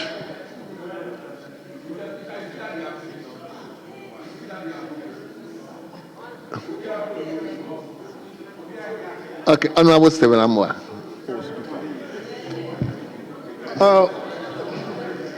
I'll give all of you the opportunity, please. One here. Dr. Sandali, one here. Mr. Speaker, I thank you so much for this opportunity. Mr. Speaker, I would like to place emphasis on a few selected extracts from the good books, the Bible and the Quran, about love. Since today we are talking about love, chocolate, and anything that will unify us as a house to build this country with one purpose. Mr. Speaker, 1 John 4:8, 1 John 4:16, 1 Corinthians 13:13, Quran 85:14, they all talk about the fact that God is love. And even when it comes to hope, faith, and love, the Bible says that love overrides all these virtues. I think today is a special day that as parliamentarians, we need to have a special segment of our time resource to ponder over a lot of issues, to redefine a new relationship between minority and majority, and treat certain national issues with love that will benefit the young ones out there. Mr. Speaker, I think today is a day that all of us should develop a new form of love for the poor children out there. Our love should be shown and illustrated in what we say here, what we do in our various offices, as parliamentarians, as appointees, the resources that the state gives us, the kind of comments we make. Love is not just by words, but love is by action. So I'm saying that for today, I extend my special love to all the wives of the cocoa farmers in our country, to all the first ladies, former and the present first lady, and to all our beautiful women here, both minority and majority. Mr. Speaker, Mr. Speaker, this is not about whether I'm married or I'm not married. It is, I know marriage is important, but Ecclesiastes says that there is time for everything. So let us take our time. Mr. Speaker, I want to end. Mr. Speaker,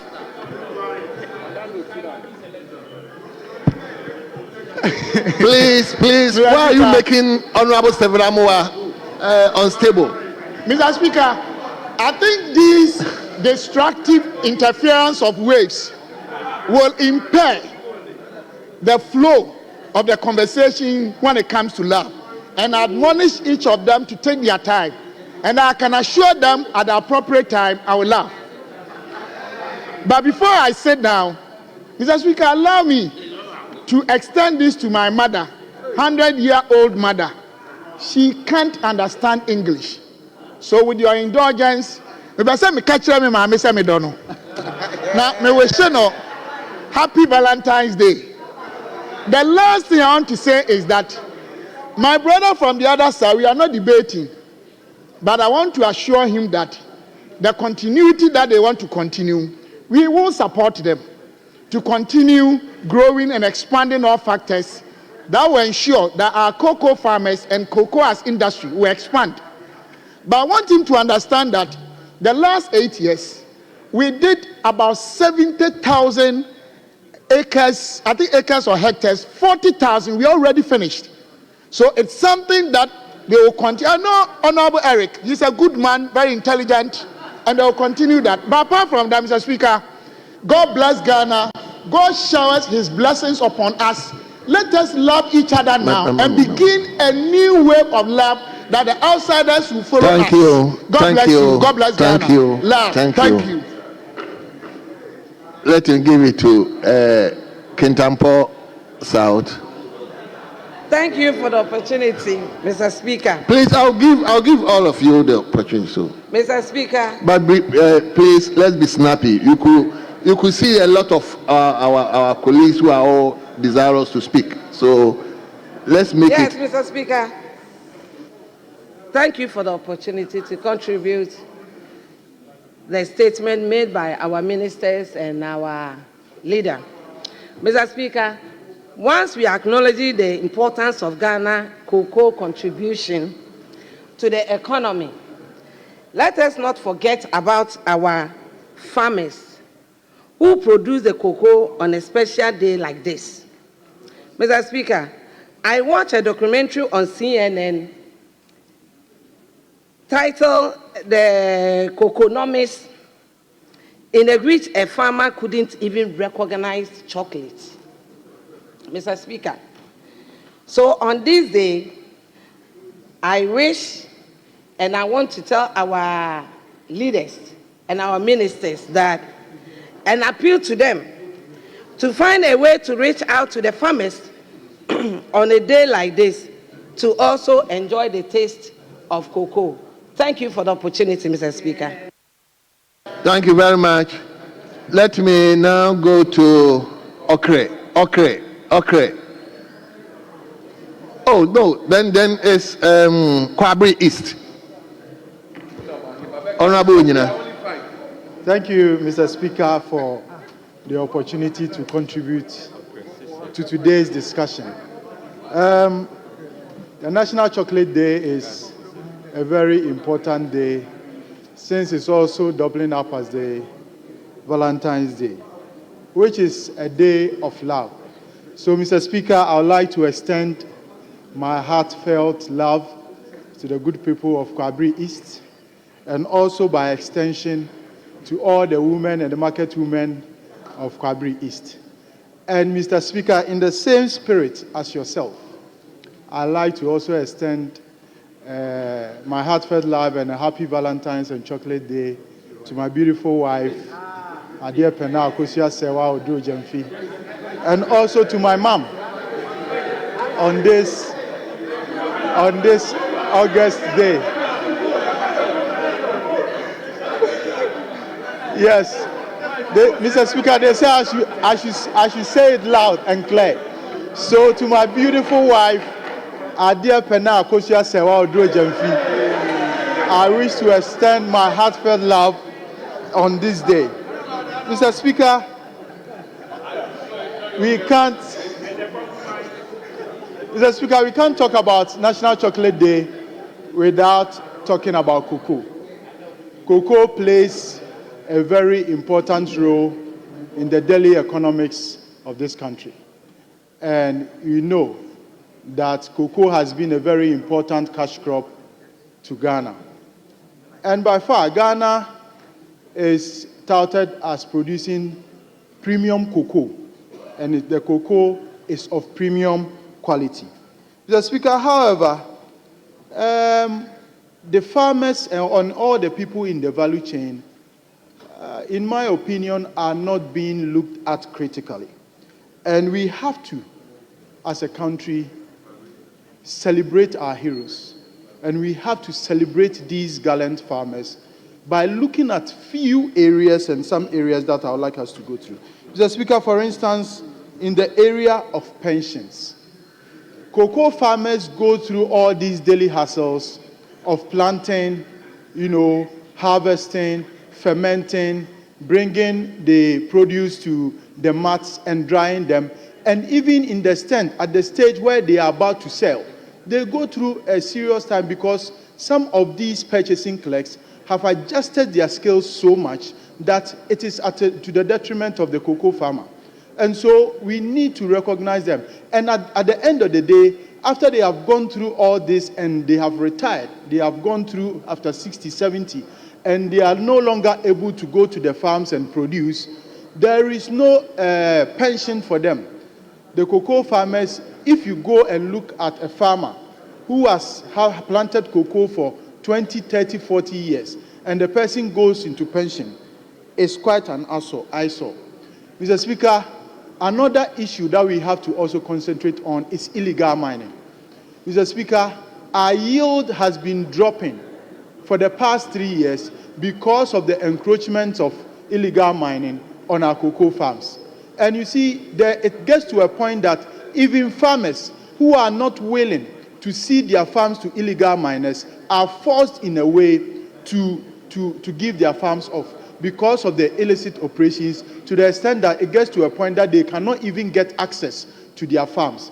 And we need to ensure that this thing is stopped. Otherwise, in the near future, we are going to have a situation where farmers will be at a detriment and Ghana cocoa will fall drastically. Mr. Speaker, let's also have a look at our input side and also improvement of yields. Mr. Speaker, there has been some programs like Quorum, Cocoa Rehabilitation and Improvement Program, and also the hand pollination that was started by the previous government, that were very important catalysts that were leading to improvement and increase in cocoa, the production of cocoa. Mr. Speaker, we need to go back to these basics and ensure that, we also had the cocoa mass spraying and all this stuff. We need to go back to these basics. Mr. Speaker, in conclusion, the cocoa price now in the world market is around $10,000 per ton. And I think we are in the right space to ensure that we give enough to our farmers. Mr. Thank Speaker, you. Thank you. Thank you so much. Concentrate on sustainability. Thank you so much. Let me give it to Honorable Afo. I'm coming. Yes, Honorable Afo. Sir, you also come from cocoa growing area. Let's hear you.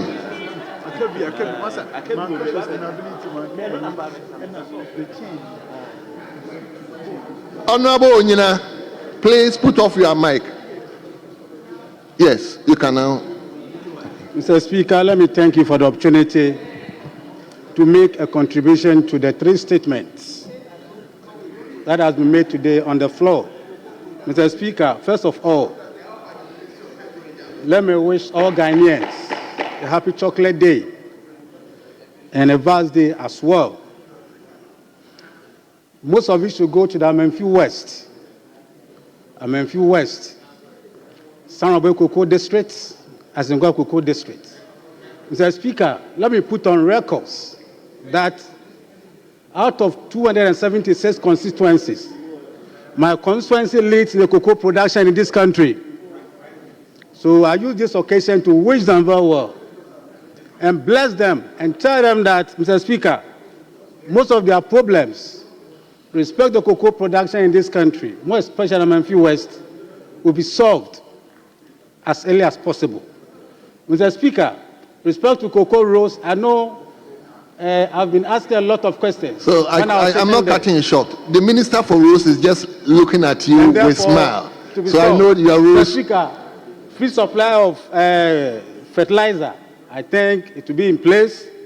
Enough chemicals for cocoa mass production and the cocoa price as well. Mr. Speaker, the reason I've stood up is let's use this day to revamp the internal marketing of cocoa in this country.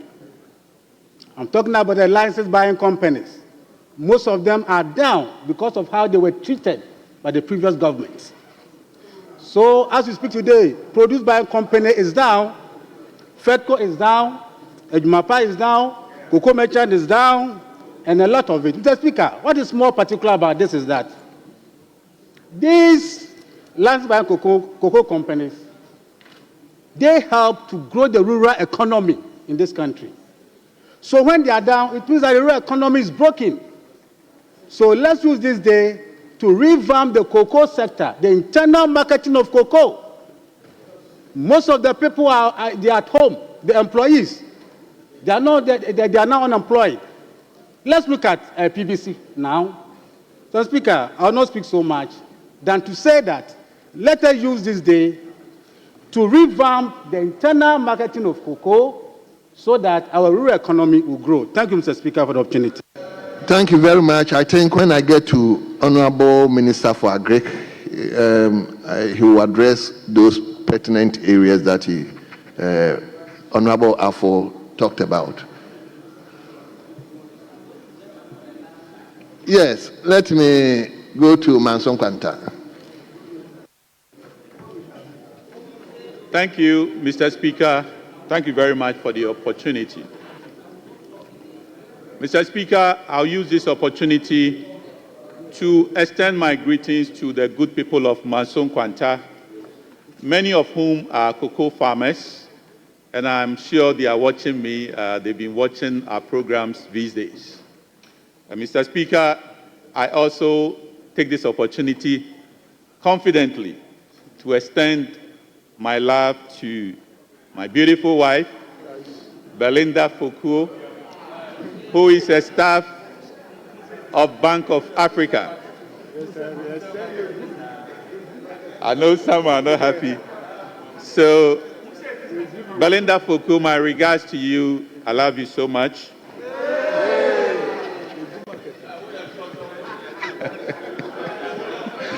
Mr. Speaker, Valentine's Day has come to stay, and even the anticipation of it is just exciting. When 14th of February is coming, the news, the media space, everywhere, it gets exciting. So just anticipating it gets interesting. Mr. Speaker, allow me to use this opportunity to also commend our legend, Honorable Jake Obechebi-Lamte, for rebranding the Valentine's Day as Chocolate Day. I think that was a great innovation he did, and I commend him for that. Mr. Speaker, I would want to ask that we, the people of Ghana, we use this day to do other things besides the love of sharing chocolates and exchanging pleasantries.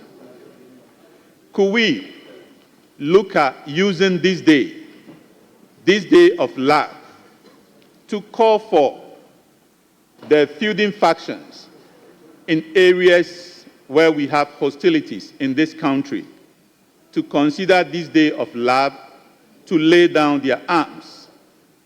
The day that we are celebrating love, at least for that day, can they sit face to face, or can they mediate using this day of love to bring peace to the pockets of areas where we have challenges in this country, being it Boko, being it Hohoi, wherever that we have challenges? Could we use the benefit of this beautiful day to bring peace in these pockets of areas?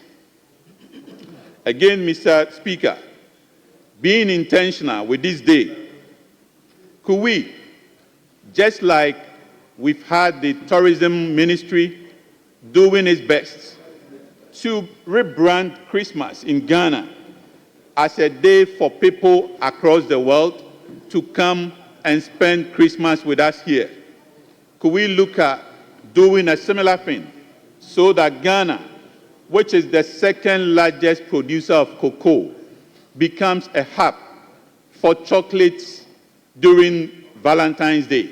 So people around the world will be excited that on the 14th of February, let's all go to Ghana to enjoy chocolate. And it should be chocolate that is made in Ghana. So, Mr. Speaker, what I'm saying is let's be intentional with it. If Germany has what we call Oktoberfest, where people go sit together to drink beer, and this attracts tourists around the world, then Ghana, which has this commodity with all its health benefits, could be rebranded to make Ghana also a hub for chocolate. And we can also have a chocolate fest, just like Germany has their Oktoberfest. Thank you. I thank you, Mr. Speaker, for the opportunity. Thank you so much. Thank you very much. Let him go to Pusiga. Let him go to Pusiga.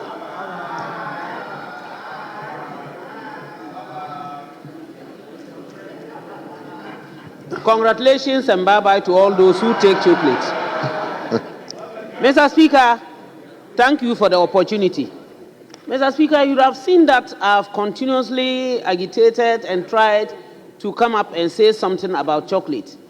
I have overheard some colleagues just jokingly say that you don't produce cocoa in the northern sector or something. But suffice me to say, we are talking, just ignore them. yes, Address the chair. I'm only making it some fun for us to all enjoy it, because today is a day that we should all be happy and cherish one another.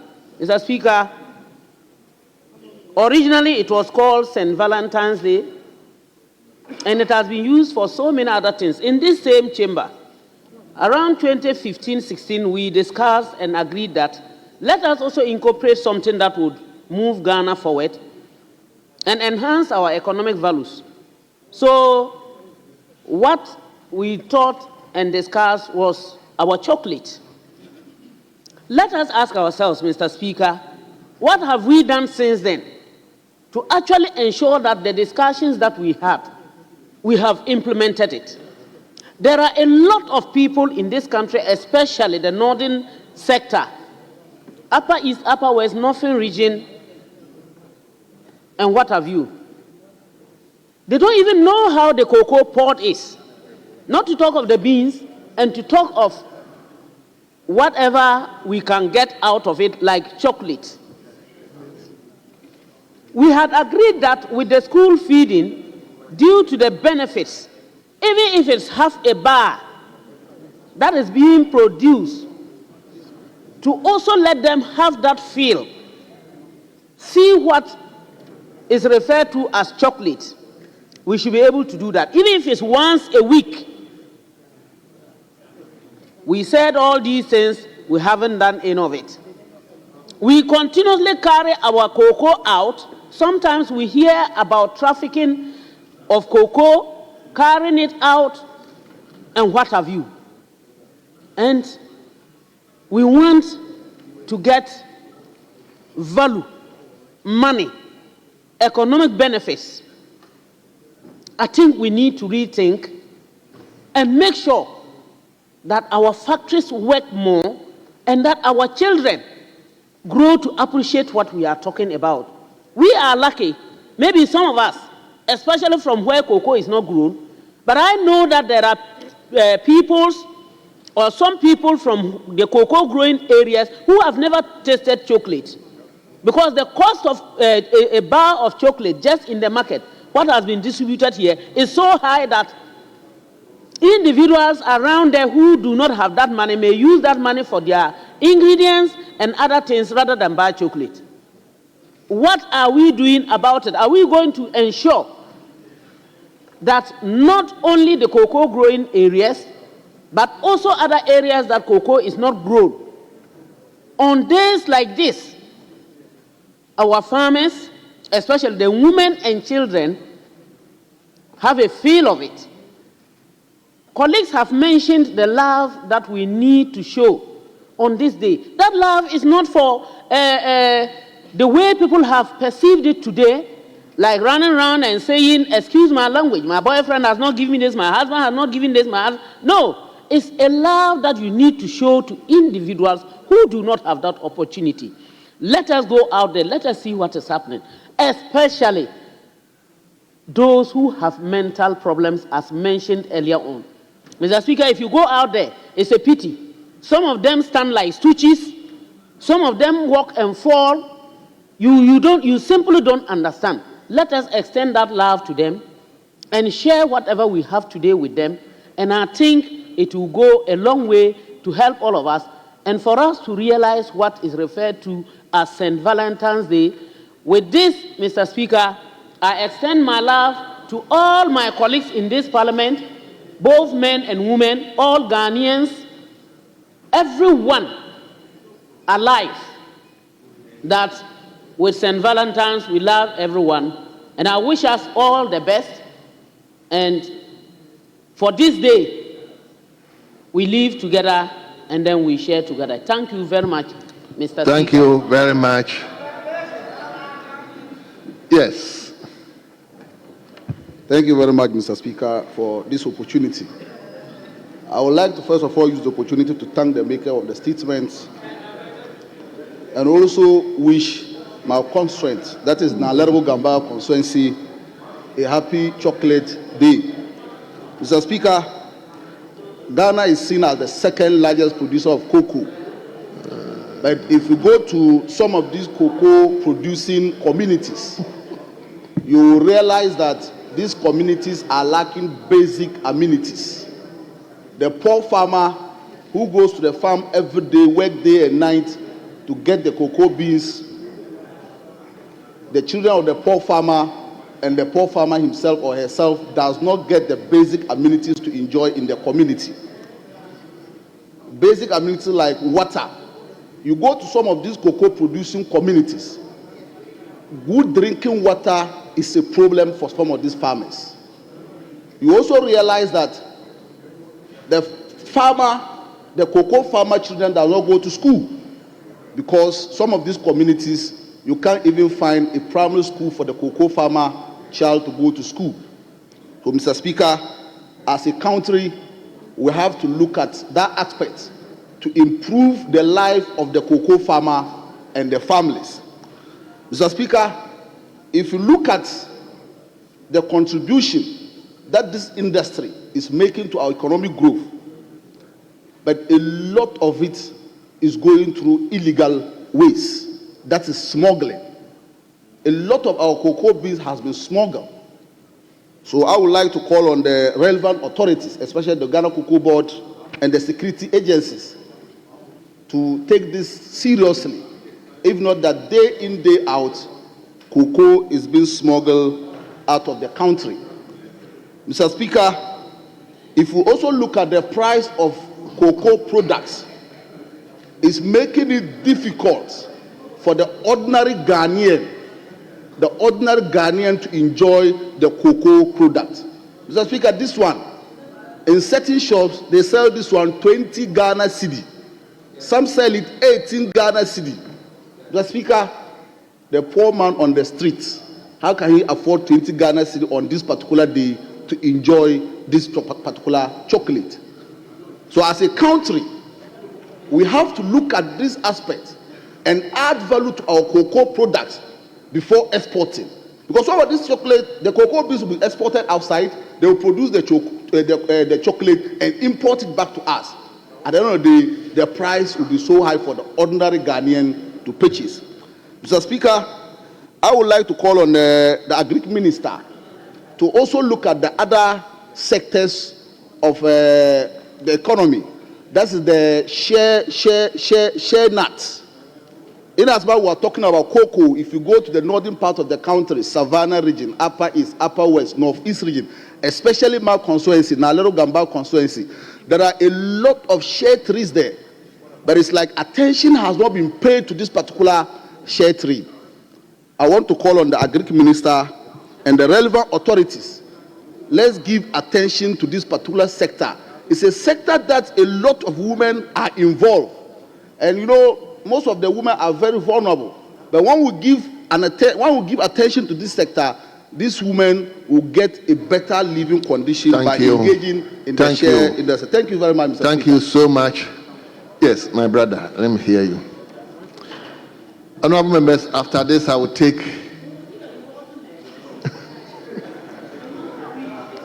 yes, let me hear you.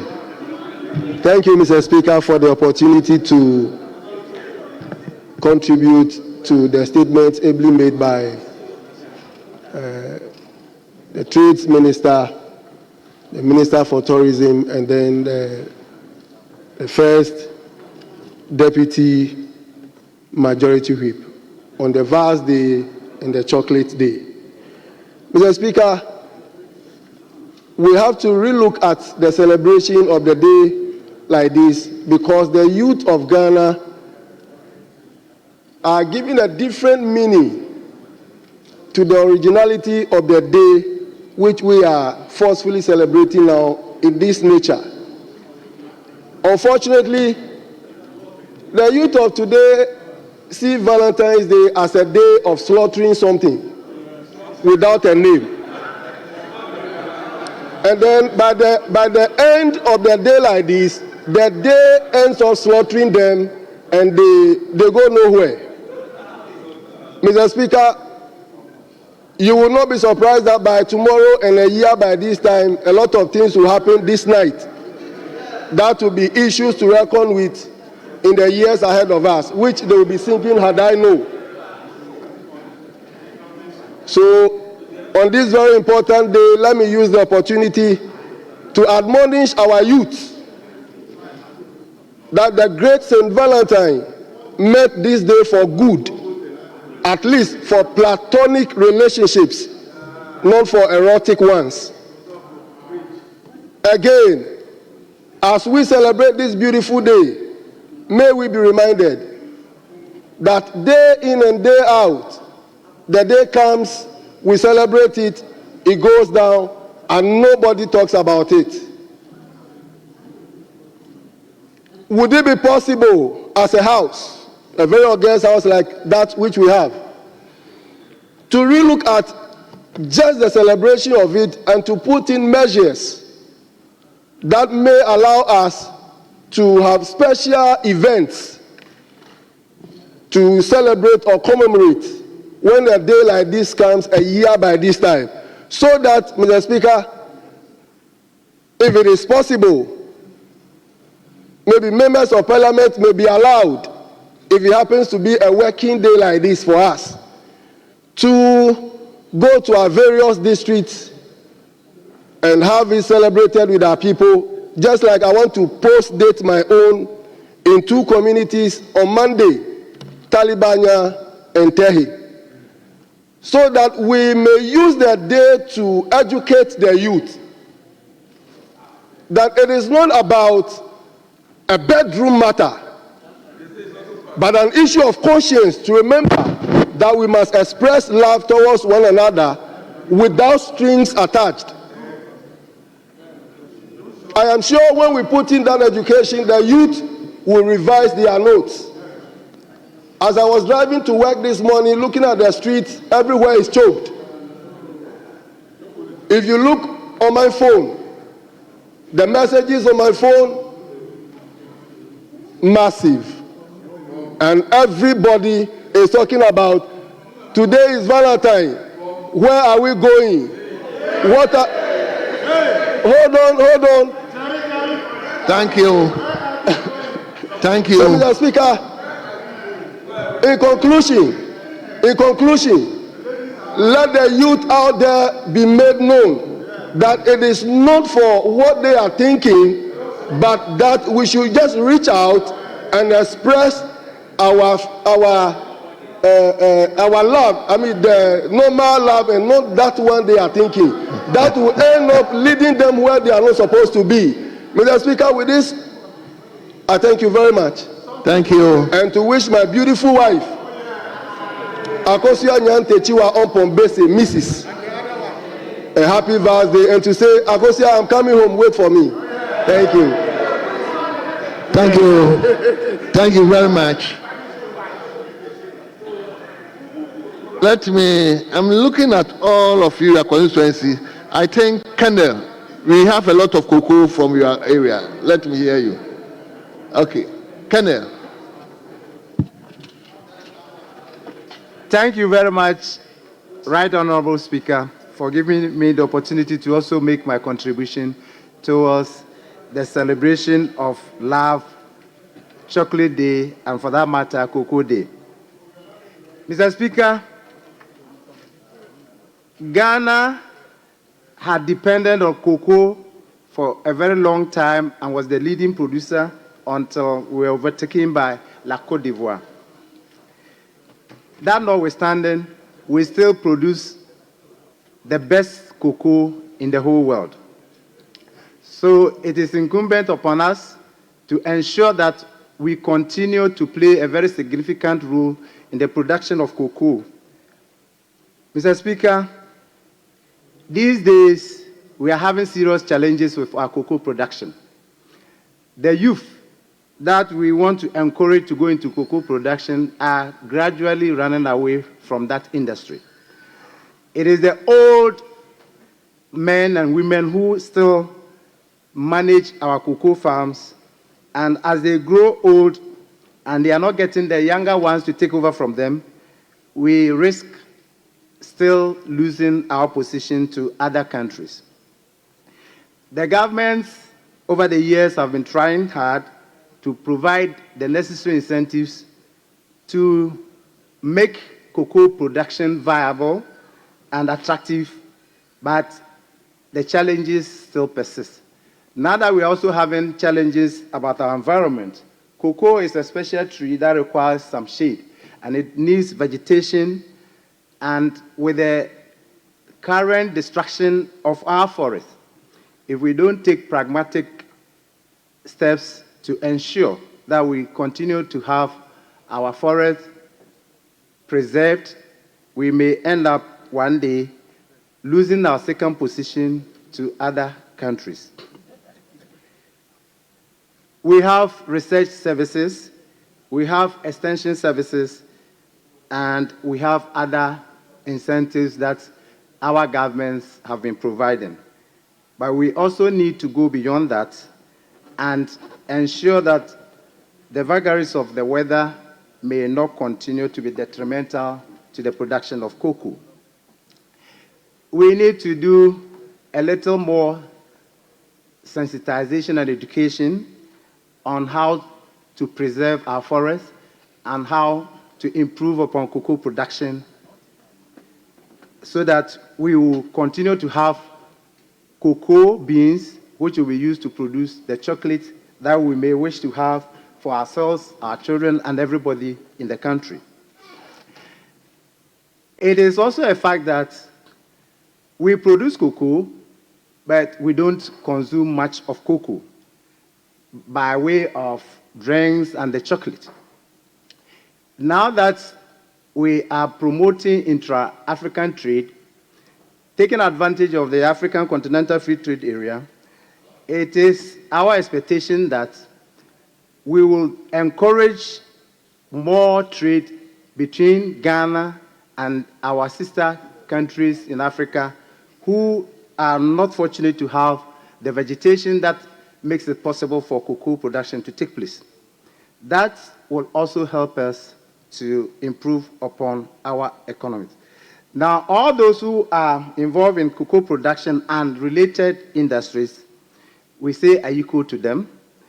We cherish our cocoa farmers, and we should do everything possible to encourage them to remain in cocoa production in spite of the challenges. My constituency, German South, and other constituencies in Bono region have taken to the production of cashew. Cashew does not require so much of shade, and in recent times, we rather are using cashew to provide the shade that cocoa needs. So you go to most of the plantations now, cashew plantations, and they are planting cocoa trees under them. And that is helping us to have the shade that cocoa requires to grow extensively. So we encourage other areas where cashew production is possible to improve and expand cashew production, and at the same time use that as a cover for cocoa production. Thank you. Thank you, Mr. Speaker. Honourable My members. sincerest thanks.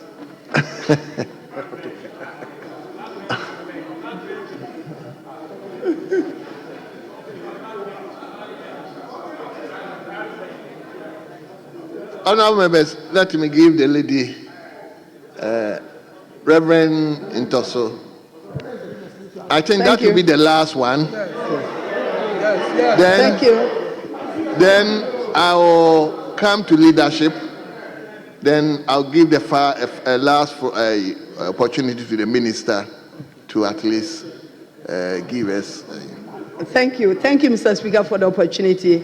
As we're talking about love, I want to go a bit spiritual, biblical love.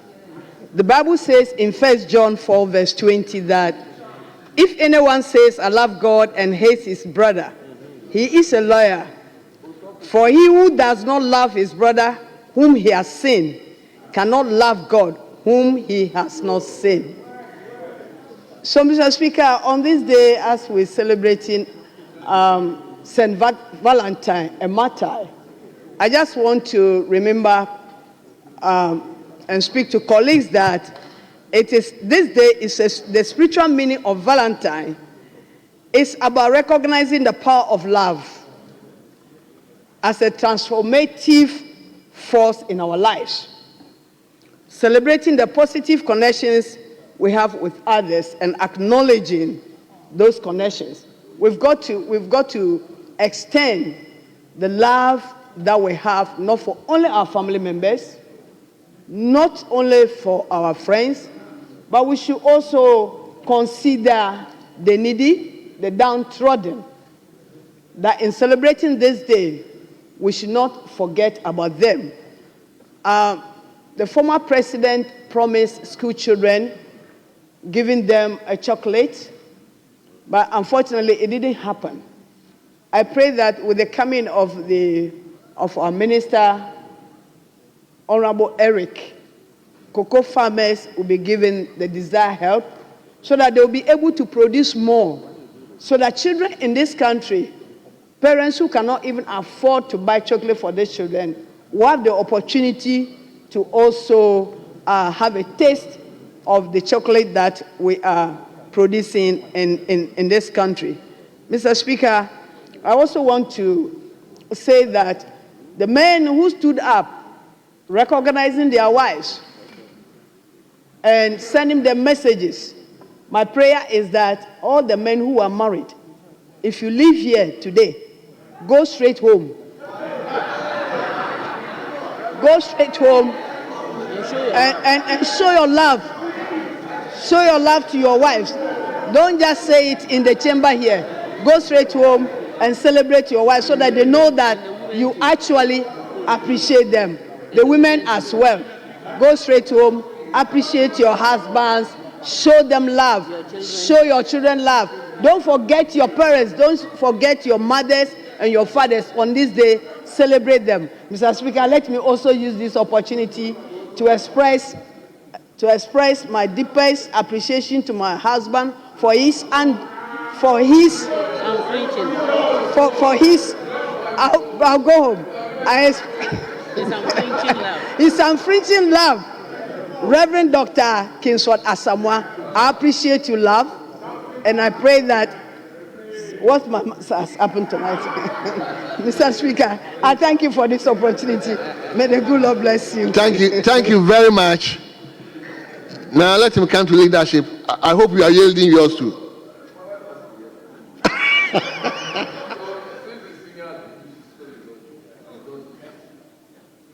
Okay, senior, let me hear you.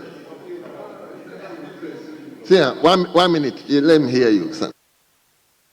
Mr. Speaker, thank you very much for this rare opportunity. First, we have to congratulate all the three makers of this statement, and they were all women. Clearly shows that love matters to women a lot. But on this day, as we celebrate it as a chocolate day, I believe that Ghana's love should go to our cocoa farmers all across the country, and also to encourage the young ones to enter into the cocoa business. Mr. Speaker, I believe that some of the issues that have come up over here about our cocoa farmers is the value we give them for the work they do in the cocoa industry. Mr. Speaker, if we take the industry in Ghana, it's just around $3 billion. Meanwhile, the world value of cocoa processed is about 140 billion, going into 170 billion. Clearly, I believe that we need to change the equation, how we create value for our cocoa farmers. First, I do believe that we need to start looking at ways of making sure that all the cocoa we produce in Ghana are processed fully in Ghana, not just semi-processed, fully processed in Ghana. And we should look at ways of giving Ghana's cocoa free to the producers and we taking a profit, a percentage of the profit from the manufacturers. If, for instance, we give the cocoa and then their profit is about, say, 20 billion, we can get 10 billion instead of getting 3 billion.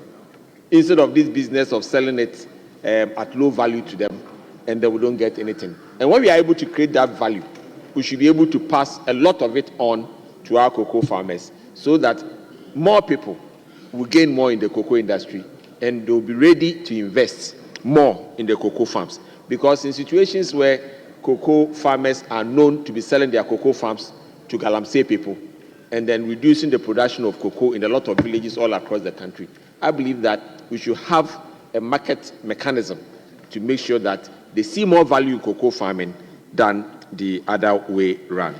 Thank you. Okay, Mr. Speaker. Thank you you very much. Thank you. Yes. Now I'll come to leadership. If you want to talk, or you are sitting to him. Leader. Yes, Ashu, or you. So. You were granted one day, and I signal to you that then you should grant 1 year. I know, but I'll give Honorable Opoku, a lot of time too. So that is why. Yes, to respond to all the issues. So Honorable Jerry, just conclude. Very well, Mr. Speaker. Mr. Speaker, I thank you very much for this opportunity. Mr. Speaker, on this very special day, which is the 14th of February 2025, Mr. Speaker, I want to wish my one and only very sweet wife, Josephina Abna Shaib, a happy Valentine's Day. And Mr. Speaker, unlike those who are making noise that I should go home, I will go home. Mr. Speaker, I also want to take this opportunity to wish my mother, Giftina Aduanunu, the one who gave birth to me, a special love. I want to wish her a happy Valentine's Day. And Mr. Speaker, there are 3 solid women who are doing very marvelous things in my constituency, in Wejagbawe. One is Apostle Lillian Kuma. She is in charge of Disciples of Christ Ministry. Mr. Speaker, you know what she's doing? She's showing a lot of love, affection, and care to the less privileged. She's doing this also in support with the Weja Manye, Na Amakuma, and Bawe Manye, Na Yaniede. I wish them all a happy Valentine's Day, and to just express my love and gratitude to them. Mr. Speaker, not forgetting my beautiful children. I just want them to understand that Daddy loves them very much. Mr. Speaker, beyond all of this, I am a beneficiary of the Cocoa Board Scholarship. And I know what cocoa has done for this nation. Mr. Speaker, we must continue to support the processing of cocoa and also push policies that would benefit this nation for the very important promotion and innovation of cocoa and cocoa, the benefits that come out from cocoa. Mr. Speaker, we need to strengthen infrastructure, enhance the capacity of farmers. We also need to offer incentives to local manufacturers. Mr. Speaker, we also need to come to the understanding that we need value addition within our country, which will promote and preserve job opportunities, which will also create wealth and also solidify Ghana's reputation as one of the major leaders in the cocoa value chain. Mr. Speaker, in conclusion, as we celebrate today the National Chocolate Day, let us recognize that there are far-reaching impact of processing cocoa in Ghana, and I'm very excited to see the Agric Minister here. Mr. Speaker, it is a sector that strengthens our economy. It enhances our global competitiveness and provide sustainable livelihoods for many Ghanaians. Mr. Speaker, I urge all stakeholders, including the government, industrial players, or the industry players, farmers, to continue working together to ensure that Ghana maximizes the full potential of its cocoa industry for generations to come. Mr. Speaker, thank you. I thank you very much for allowing me to make this statement. Thank you very much. Thank you so much.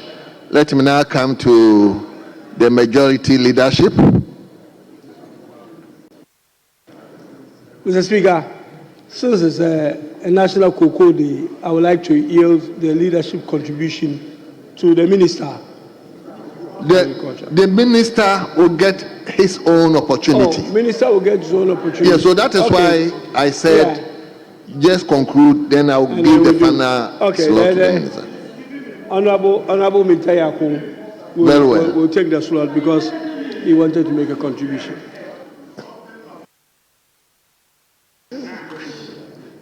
Thank you, Mr. Speaker, for the opportunity to contribute to so it's Cape South now yielding to Cape North. Yes, please. Oh, I see. Right. Mr. Speaker, I want to appreciate all cocoa farmers in Ghana and beyond. The reason is that they've been very pivotal when it comes to cocoa production across the world. If indeed the consumption of cocoa is on the increase, then there's the need for the government of Ghana to also look at how we can push in some investment towards more cocoa production. Today we are talking about Valentine's Day.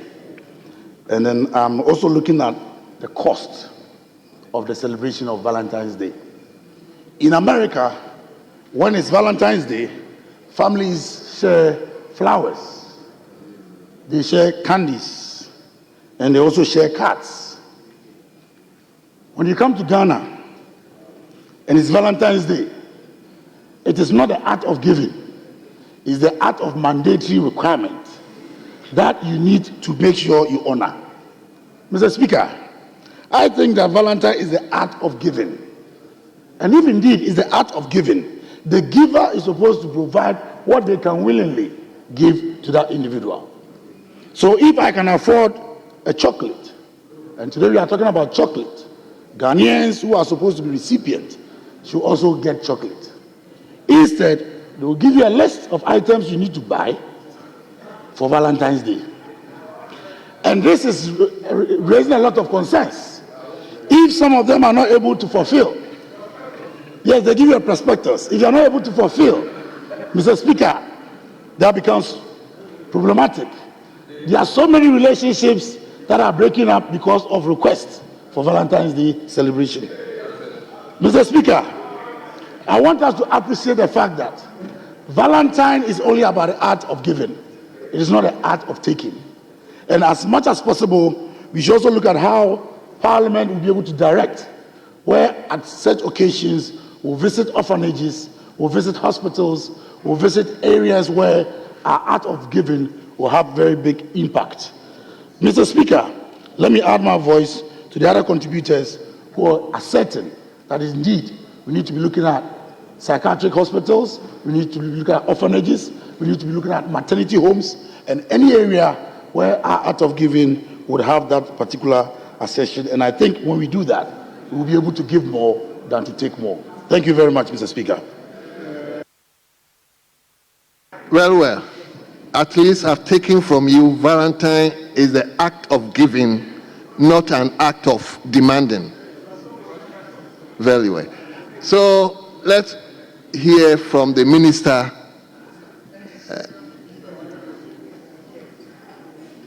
Thank you very much, Mr. Speaker, for the opportunity to contribute to the statements on the floor of the House. Mr. Speaker, today is a Valentine's Day, a day for the expression of love. And we in Ghana chose to celebrate the National Chocolate Day today to coincide with the Valentine's Day so that we can use chocolates to express love because of the benefits, the enormous benefits that we derive from the consumption of chocolate. I wanted to do that to promote consumption of chocolate in this country. Mr. Speaker, the benefits are enormous. We are told that it lowers blood pressure, prevents liver damage, boosts good cholesterol, keeps your heart healthy, boosts brain power, and makes you feel good. And so, as a way of expressing love, we share chocolate among ourselves. And that is why the day is a unique day. But while celebrating, it is important for us to pause and reflect on the chocolate industry globally and in Ghana here, and also look at the key ingredient that goes into the production of chocolate in this world, in Ghana, for instance. Mr. Speaker, in the global environment, the global chocolate industry is estimated around $119 billion United States dollars in 2023, and it is estimated to grow at 4.1% between 2024 and 2030. But unfortunately, Africa's share in this huge market, this multi-billion industry, chocolate industry, African share is just 1%. Mr. Speaker, when it comes to the production of raw cocoa beans, Africa contributes 70% of cocoa production in the world, 70%. But when it comes to the chocolate industry, our share is just 1%. Now, when you come home to Ghana, here in Ghana, Ghana is the second largest producer of cocoa in the whole world, globally, the largest producer of cocoa. But the only cocoa processing company that is owned partially by government of Ghana is the cocoa processing company. The cocoa processing company of Ghana, has a processing capacity of 64,500 tons. But in 2023, they processed just 6,614 tons. And in 2024, they processed just 2,886 tons. Mr. Speaker, the company is now operating far, far, far below its capacity. And it's no wonder that in the first half of 2024, they recorded a debt of $9.5 million US. So clearly, the processing company is on the verge of collapse. And this is attributable to lack of cocoa beans. The second largest producer of cocoa in the world is unable to supply enough cocoa beans to its processing company. That is the paradox. That is the paradox. And so there's the need for us to look at how we can increase cocoa production in this country. Mr. Speaker. Minister, hold on. I didn't want to do that, but you probably, yes. Right, Honorable Speaker. I am rising on Order 64.3. Order 64.3. A member may draw the attention of the person presiding at any time during a sitting. That members present in the House constitute less than 1/3 of the number of all the members of Parliament. Mr. Speaker, when you count the number of people in the House now, we are not up to the constitutional requirement of 1/3 of the members. Where are your numbers? Mr. Speaker, we are not up to 1/3 of the constitutional requirement. And for that matter, I am drawing your attention to the effect that we do not form quorum. Thank you, Mr. Speaker. Honourable member, whilst a member is invoking Standing Order 64, I am not even ignoring it, but we will go through the procedure, the process. So, Honourable Minister, you can go on whilst I ask You've invoked the. So allow me to, I know what I'm doing. Once I ask the table to ring the bell. So, Honorable Minister, thank you very much, Mr. Speaker, for the opportunity to continue. Mr. Speaker, I said that Cocoa Processing Company of Ghana is unable to produce up to capacity largely because of lack of cocoa beans. And I was lamenting over the paradoxical situation where the second largest producer of cocoa is unable to deliver beans for processing in its own country. Mr. Speaker, this comes to cocoa production. And honorable members who earlier on contributed alluded to the need for us to look at how we can increase cocoa production. Mr. Speaker, the first point raised by one of our colleagues from the other side had to do with the producer price of cocoa. His view was that we should give the cocoa farmers competitive prices to motivate them to produce more cocoa so that we can have enough to feed our processing factories. I agree perfectly with our colleague, and this is some of the issues we have raised over the years. Mr. Speaker, at any point in time, the cocoa farmer must be given not less than 60% of the world market price. And you recall that I have stated this here more than 1 million times, especially when we realize that in the past years, especially last year, cocoa farmers were being given 30% of the FOB price. We spoke against that. We spoke against that and stated categorically that given the opportunity, will ensure that farmers are given more than 60% of the world market price. And Mr. Speaker, the former Western Regional Minister, Please. Oh, honorable member, please don't say that.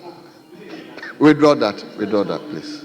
And Mr. Speaker, the former Western Regional Minister indicated to me that Eric Opoku, you have the opportunity now, increase the producer price. That was what he told me. And I said, Honorable, I will respond to that. Mr. Speaker, my response is this. We are fully determined to give cocoa farmers more than 60%. We want to give them 70%. But they know they have set a trap for us. The trap is that in their handing over notes, they indicated that the cocoa board owes their creditors an amount of 27 billion Ghana cedis. And that 5.37 billion cedis is due for payment this year. Mr. Speaker, what that means is that this year, if you get the money, set aside 5.37 billion to pay for the debt before you proceed to determine the producer price of cocoa. That is what they have bequeathed to us. And so it is surprising. It is surprising that after creating this mess, you have the courage to mount pressure on us to increase producer price today, while at the same time you are urging us to go and pay debt. Mr. Speaker, I am making a contribution to statements, but because he invited me to respond to that, I decided to seize this opportunity to let them know that if Ghanaian cocoa farmers are unable to get the 70% they deserve, it is because of their huge debt that they have given to us. They have created it. Then again, Mr. Speaker, they talk about, one of them raised the issue about produce buying company. And I remember you said, when it gets to my turn, I shall respond to that. Yeah. Mr. Speaker, yes, the produce buying company, as we speak, is on its knees. It is completely dead. And we have to do a lot of things to bring it back to life. In 2016, when we handed over to them, it was prosperous and vibrant. In 2015, PBC made profit, and part of the profits was invested in the rehabilitation of golden beans in Kumasi. As of what you know, golden beans. To rehabilitate that. Mr. Speaker, within the last 8 years, PBC has been reduced to nothing, to the extent that in the past 2 years, they were unable to buy 1 bag of cocoa for this nation. PBC was the largest purchaser of cocoa in Ghana in 2016. They purchased 30.1%. Honorable, I thought you would just explain without actually I'm responding to moving into politics. It's like you are debating now. It's like you are debating now. Mr. Speaker, I was just responding to the issues raised by our colleagues, and then also profess solutions to solve the very challenges they are mentioning over. Let me hear Honorable Member for Damango. Thank you, Mr. Speaker. Mr. Speaker, what is before us this afternoon is a statement. A statement has been made about St. Valentine's Day and chocolate. Mr. Speaker, it is pursuant to this statement which has resulted in members contributing to the statement. Mr. Speaker, our standing orders are very clear on this matter. The standing orders is very clear that a statement should not elicit a debate. And contribution to debate, contribution to statement should also not elicit debate. Mr. Speaker, what the Honorable Minister has been doing is really raising very contentious issues.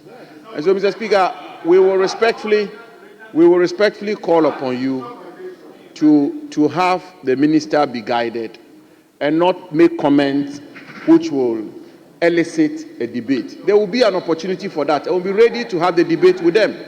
So, Mr. Speaker, let him be guided. Thank you very much. In actual fact, I decided to ask him to sit down, listen to all the comments, because most of the comments were directed towards his ministry, so that he can also try to address some of them. But please, whilst addressing them, just be guided not to actually move into it. Thank you very much, Mr. Speaker. Mr. Speaker, these are issues, as you rightly said, raised by our colleagues. And there's the need for us to indicate to them measures we are putting in place to address them. But for them to have a better appreciation of the measures, they must know the true state now, so that they will all agree that these measures are good measures to address them. Mr. Speaker, somebody also spoke about cocoa roast.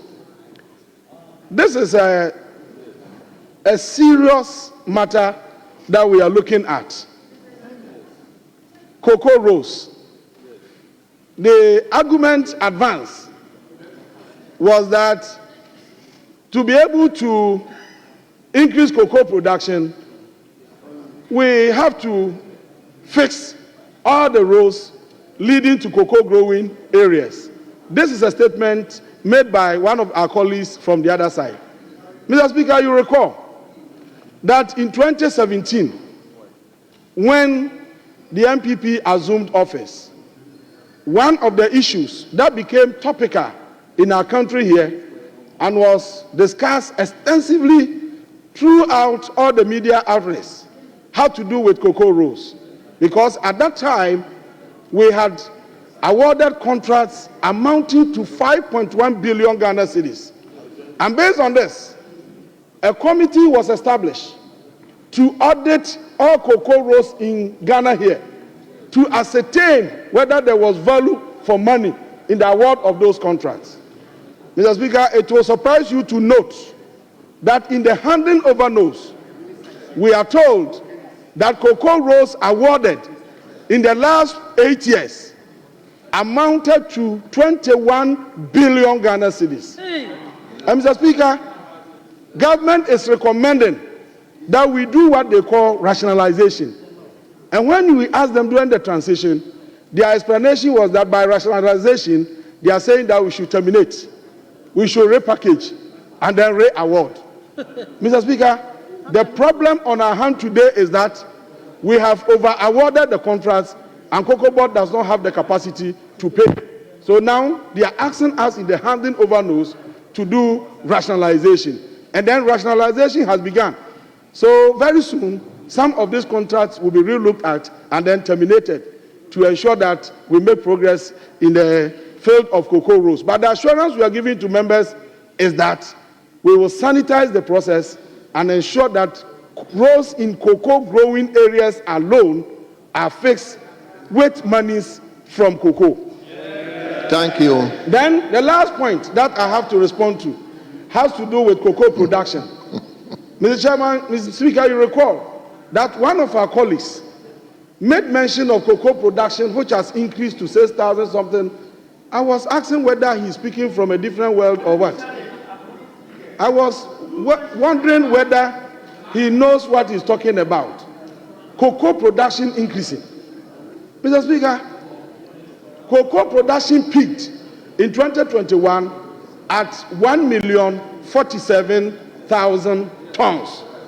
Unprecedented in the history of Ghana. 1,047,000 tons. But as you speak, it's around 500,000 tons. 500,000 tons. The lowest in the past 2 decades was recorded in 2024.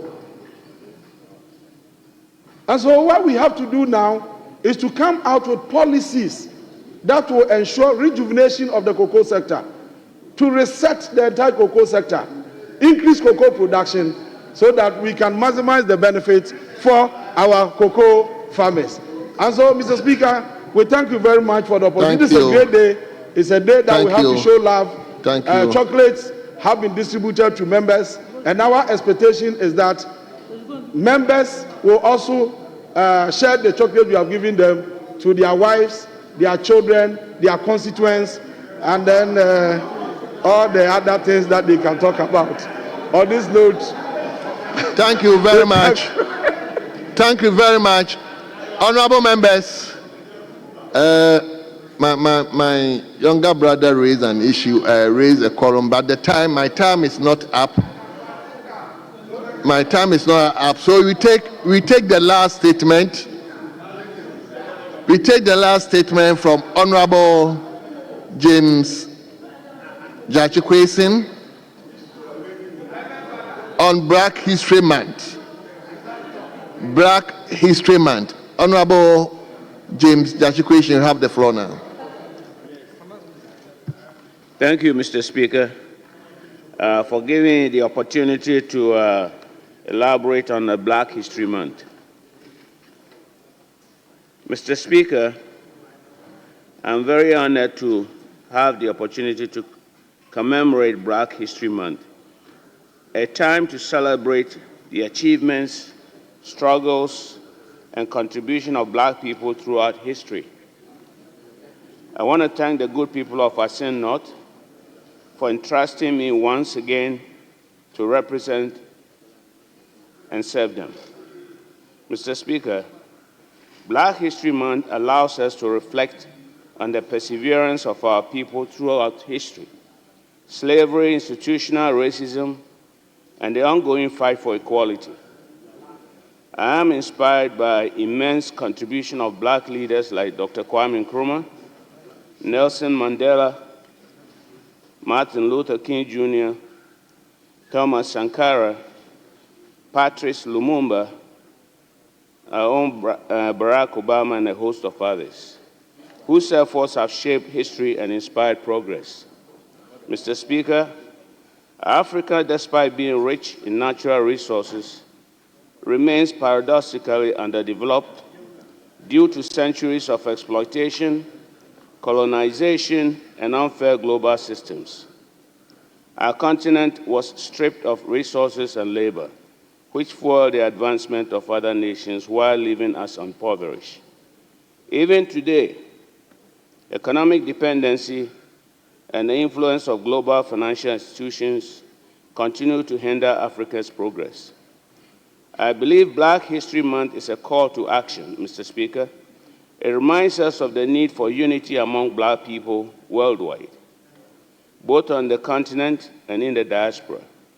We must strive for self-sufficiency, ethical leadership, and collective responsibility. By learning from the past and building solidarity, we can right the wrongs of history and create a future of hope, dignity, and empowerment for generations to come. Mr. Speaker, this year's celebration of Black History Month carried a powerful message of unity, resilience, and progress for the people of African descent across the world. It reminded us that the African story is one of triumph in the face of adversity, of collective strength, and of an enduring vision for a brighter future. As the world celebrated the contribution of our ancestors and contemporaries to global history, Ghana reaffirmed its position as the gateway to Africa, a home for all people of African descent, wherever they may be. Mr. Speaker, the year of return in 2019, followed by the Beyond the Return initiative, became monumental in positioning Ghana as a welcoming home for African Americans and the global diaspora. This initiative not only reignited cultural connections, but also brought tangible economic benefits, with tourism contributing significantly to our GDP. Mr. Speaker, African Americans and the global diaspora have made substantial investment in Ghana's economy, particularly in real estate, hospitality, tourism, and many other sectors, further strengthening Ghana's position as a leading destination for cultural tourism. These contributions have created jobs, boosted local businesses, and fostered global networking opportunities, all of which are vital to our national development. Mr. Speaker, for far too long, the issue of dual citizenship has clouded our political discourse, dividing us when we should be united. I'm a firm believer that Ghanaians in the diaspora, our brothers and sisters scattered across the globe, are not only part of our national story, but an integral part of our future. Their expertise, their investments, and their patriotism are invaluable. I stand here not as a victim of political challenges, but as a testament to the resilience of every Ghanaian who believes in the power of democracy and justice. Mr. Speaker, the fight against dual citizenship, restrictions, and political ambition is not a personal battle, but a national conversation. Our Constitution, while a beacon of democracy, must evolve to reflect the global realities of our people. How do we marginalize those who have sought better opportunities abroad, yet remain deeply connected to Ghana? How do we exclude them from leadership when their hearts, skills, and resources are dedicated to building our nation? Mr. Speaker, it is important that we expedite action on this passage of the Dual Citizenship Amendment Bill to remove these restrictions and create a more inclusive governance framework. The bill represents a critical step in acknowledging the contributions of Ghanaians in the diaspora and ensuring that they have equal opportunities to participate in our democratic processes. I therefore urge this August House to lend its full support to the bill when it tables it again. Together, let us take this bold step towards inclusivity and progress. Mr. Speaker, as we deliberate on policies and development strategies, let us embrace the vision of our noble President, His Excellency John Dramani Mahama, as outlined in the NDC manifesto, the Black Star Experience. This initiative will not only serve as Ghana's flagship brand for culture, arts, and tourism, but it will redefine and reaffirm national identity while attracting investments, creating jobs, and boosting tourism.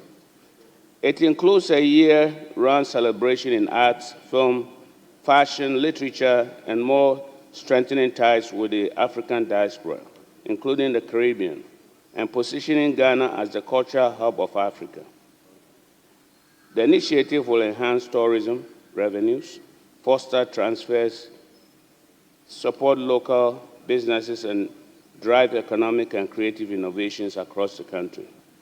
Mr. Speaker, in recent years, Ghana has become a beacon of hope and opportunity for many Africans, diasporans, and other nationals who have chosen to call our country home. By extending citizenship to them, we are acknowledging their immense contribution to our society economically, culturally, and socially.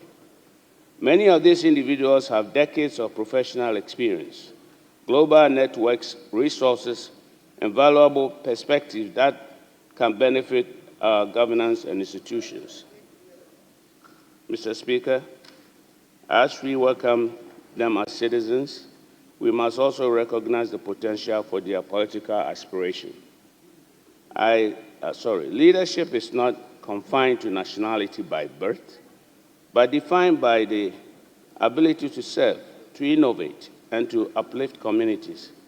These new citizens are now an inseparable part of our Ghanaian story, and their ambition should not be stifled by celebrated as part of the diversity and richness of our democracy. Mr. Speaker, this moment calls on us to rethink the structures of inclusivity to our governance.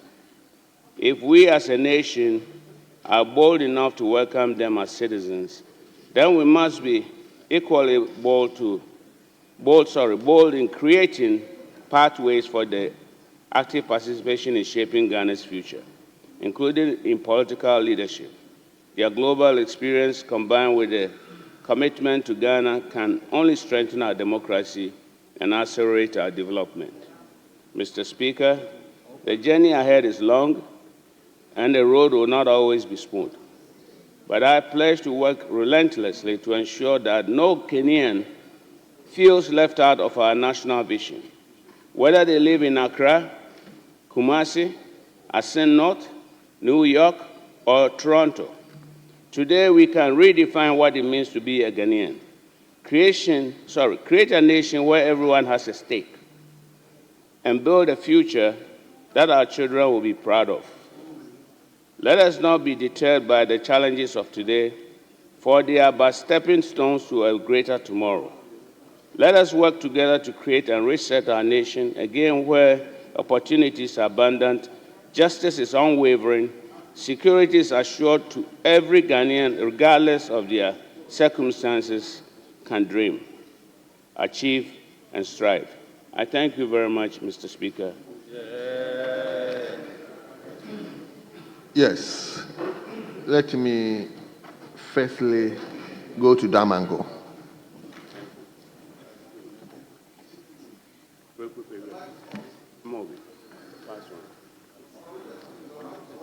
Honorable Crason, can you put off the mic? Oh, I'm Very well. Mr. Speaker, thank you very much for the opportunity to contribute to this very important statement ably made by the Member of Parliament for Ashanti North.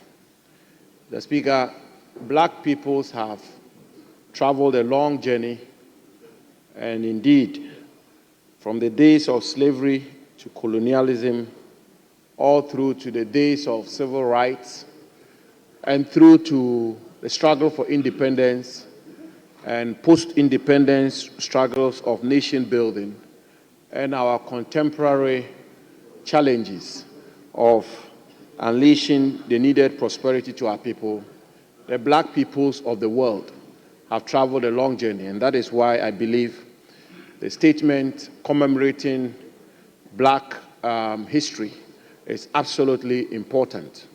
And indeed, Mr. Speaker, in our own country, Ghana, we've had great leaders, great forebears, who stood up to fight for Ghanaian independence, Ghanaian freedom.